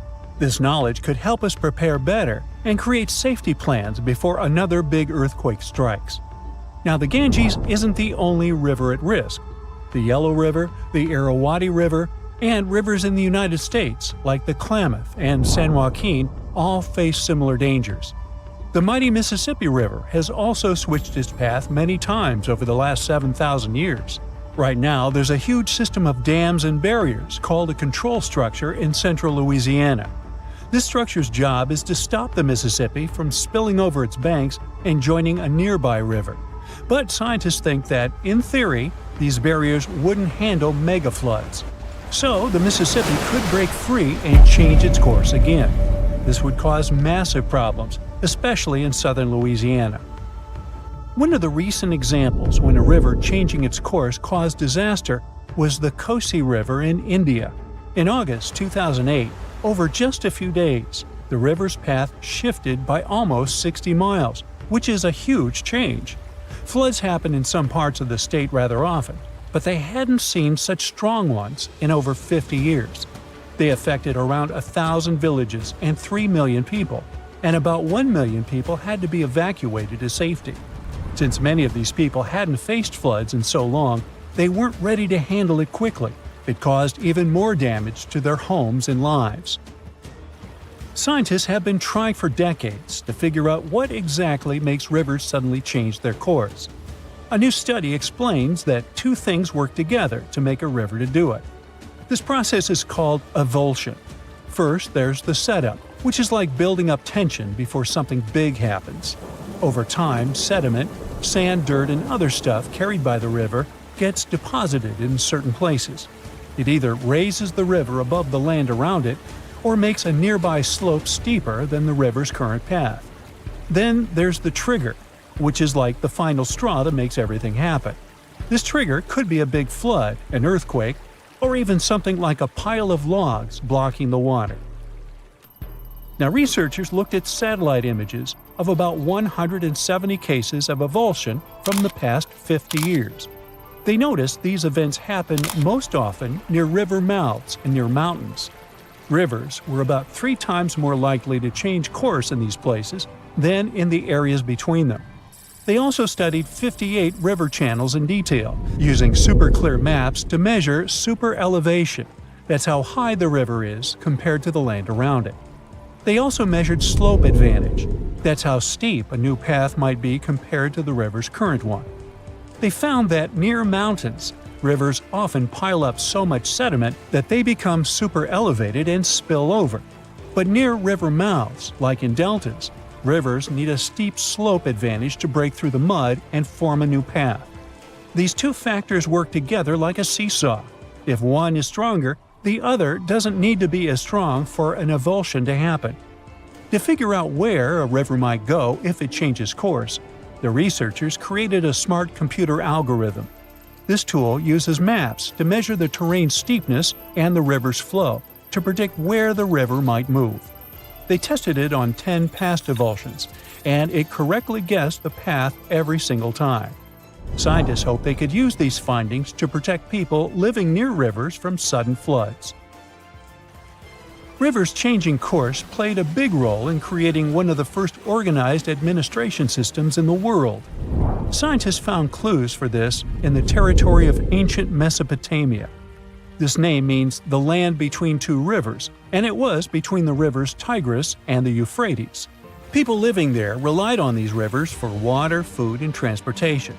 Scientists wanted to figure out how these sudden changes in these rivers affected ancient people. To do this, they used two kinds of maps. The archaeological maps show how ancient cities grew over time, including what types of buildings people built. Certain buildings, like big palaces or city walls, could show when each city first had an organized administration. The second kind of map showed where the Tigris and Euphrates rivers flowed long ago. They often shifted, sometimes slowly, and sometimes very quickly and dramatically. Around the year 5000 BCE, Mesopotamia started to become drier, and farming became harder. Farmers had to grow their crops near rivers, where they could use the natural floods to water their fields or dig little channels to bring river water to their plants. Because farming was so important, towns and cities grew near the rivers too, so people could stay close to their food. But when a river suddenly changed its course, people didn't give up. They worked together to dig long canals to bring water from the new river path back to their fields. The canals helped them get water again, and the administration buildings showed they were organized